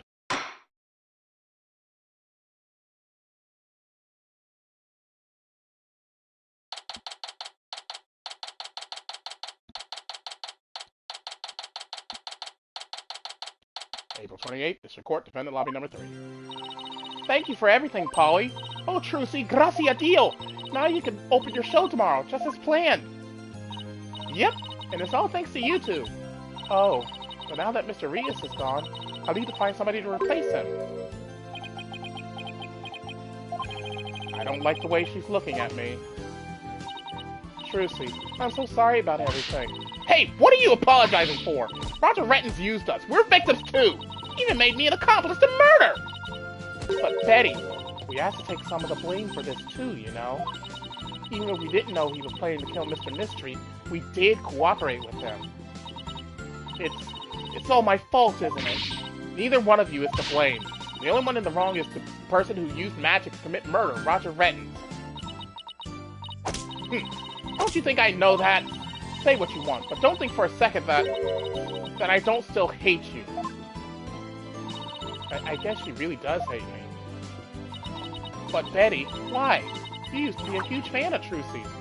Hey, shut up! I've always hated her! Really? But if we hadn't seen Trucy's magic show, we never would have tried to become professional magicians ourselves, right? So speak for yourself! But Betty, you still have her autograph from that day. Ah! Just shut up! Was she acting that way this whole time because she secretly loves Trucy? Wow, Trucy. Never knew that being the best could be so tough. Come on, Bonnie, we're leaving. We have to get ready for tomorrow's show. You're really excited about performing with Trucy again, aren't you? But that's not true, so zip it, dummy! Polly, do you think I really am a naive greenhorn? Huh? No way. She's not... After all, you were completely taken in by my magic, were you not? If not for that lawyer over there, you would be on your way to prison as we speak. You're right. I didn't see through your tricks. You see? So in the end, Troop Gamari was defeated by the great Mr. Rias. You're not fit to lecture me from on high, Trucy Wright. You don't even deserve to call yourself a magician, you naive greenhorn. Trucy, don't tell me you're taking what Renton said to heart. Well, maybe a little. I didn't see through his tricks, and I let myself be taken in by his magic. I can't trust myself anymore. Maybe he was right to call me a greenhorn. You shouldn't take stock in his words. He doesn't even know the first thing about you. Huh? You're a wonderful Grammarian magician. You should be proud of yourself. Thank you, Apollo. But what makes you say that? I know you're a wonderful Grammarian magician because of this. Take that! My grandfather's notebook? The Grammari Creed. A true entertainer always keeps a smile on their face. When you performed your magic trick in court today, you showed the world your dedication to your troop's creed. Even though all the jeering, you kept a smile on your face and won the crowd over. You're everything Magnifique could have hoped for in an air. You're a great magician, Trucy. A great magician? Me? You really are. That's why you don't have to worry about what Renton said. Oh, Polly, thank you! Still, I couldn't have done it without you. I would have lost my nerve if I'd been alone up there. But I was able to keep on smiling. Because of you. Me? I remember what you said to me in the detention center. After all, you're sure you swapped the swords, right? Yes, I remember doing it. And I just know it wasn't your fault, Trucy. But, how can you say that? We don't have any proof it wasn't me. I mean, I know you're a great lawyer, Polly, but I believe in you, Trucy. And I believe in your skill as a professional magician. So I'm going to prove your innocence. Don't worry, you're going to be fine! Your words were what kept me going. Apollo, thank you from the bottom of my heart. Now I can be everything I was meant to be. Trucy's real smile is the best. I'm so glad I could help make that happen. Emma? I'm really sorry, Trucy, for everything. But why? Well, I wasn't able to convince Prosecutor Sanmari what a good person you are. And I had to testify against you, too. You have nothing to apologize for. You were just doing your job. You're too kind. Oh, I don't know about... Huh? Something wrong, Emma? Oh. Oh. Prosecutor Sanmari? What are you doing here?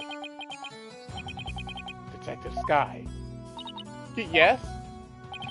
I require your forensic expertise in order to close this case. Come, let us go. Wait! Prosecutor Sadmati! The trial is over, Mr. Justice. You and I are strangers once more, with no further need to interact. Strangers? Have you really forgotten all about me? What? You've really changed, Nayuta. Telling me to let it go and stuff? What happened to you? Oh, lawyer of impure soul. I have nothing to say to the likes of you. Are you serious, Nayuta? Now, if you will excuse me. There he goes. What was that all about, Apollo? How do you know Prosecutor Sadmati? Let's just say we're old acquaintances. Acquaintances? It seemed like something more than that. Yeah, well, you don't like to talk about your past, do you? Because you always change the subject. I guess I'll have to talk about it someday. But for now, come on, let's forget about the past and celebrate Trucy's future. Sure, if you say so. Hey, it's Mr. Wright! Put him on speakerphone, Apollo. What's up, Mr. Wright? Apollo, how's Trucy? What happened at the trial? Did you get a not guilty verdict? Mr. Wright, slow down. Everything's fine. Hi, Daddy. I'm okay now. She was found not guilty in a very dramatic turnabout. Plus, we saved the office. It was a great victory for Apollo. Whew, that's a load off my mind. I can't thank you enough, Apollo. Now I know I can trust you to hold down the fort anytime. But me? Really? Yes, you. You're a real full-fledged lawyer now in my eyes. A full-fledged lawyer? I still can't wrap my mind around it. Thank goodness you were there to take care of everything. And thank you, Apollo. No need to go that far, boss. Especially not in front of everyone. Oh, and by the way, I won't be able to make it to tomorrow's show, so I was hoping you could go. You'll do that for me, won't you? Of course! I wouldn't miss it for the world! Full-fledged. So Daddy asked you to come to tomorrow's show, huh? As my assistant, right? No, he just asked me to go cheer you on. Okay, then I'll be sure to save you the best seat in the house, Polly. The best seat in the house? I really appreciate the thought, but good, then it's settled. Uh-oh. What is he gonna do? April 29th, Penrose Theater, stage. Objection! I should have known.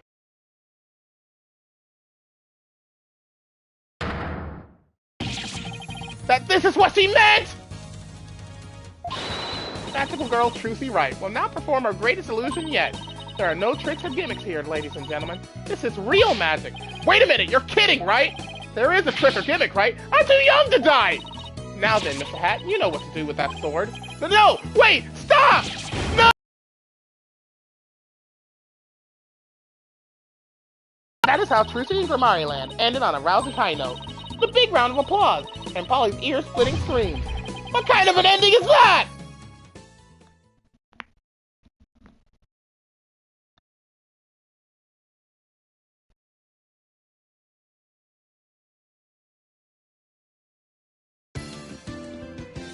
And with that, that brings Chapter 2 to a close. So, in tomorrow's Let's Play, we shall be starting Episode 3, The Rite of Turnabout. So thank you all for watching, and as always, is your host, TheAmariaShadow, saying along, and I'll see you for the next adventure. Goodbye, everyone!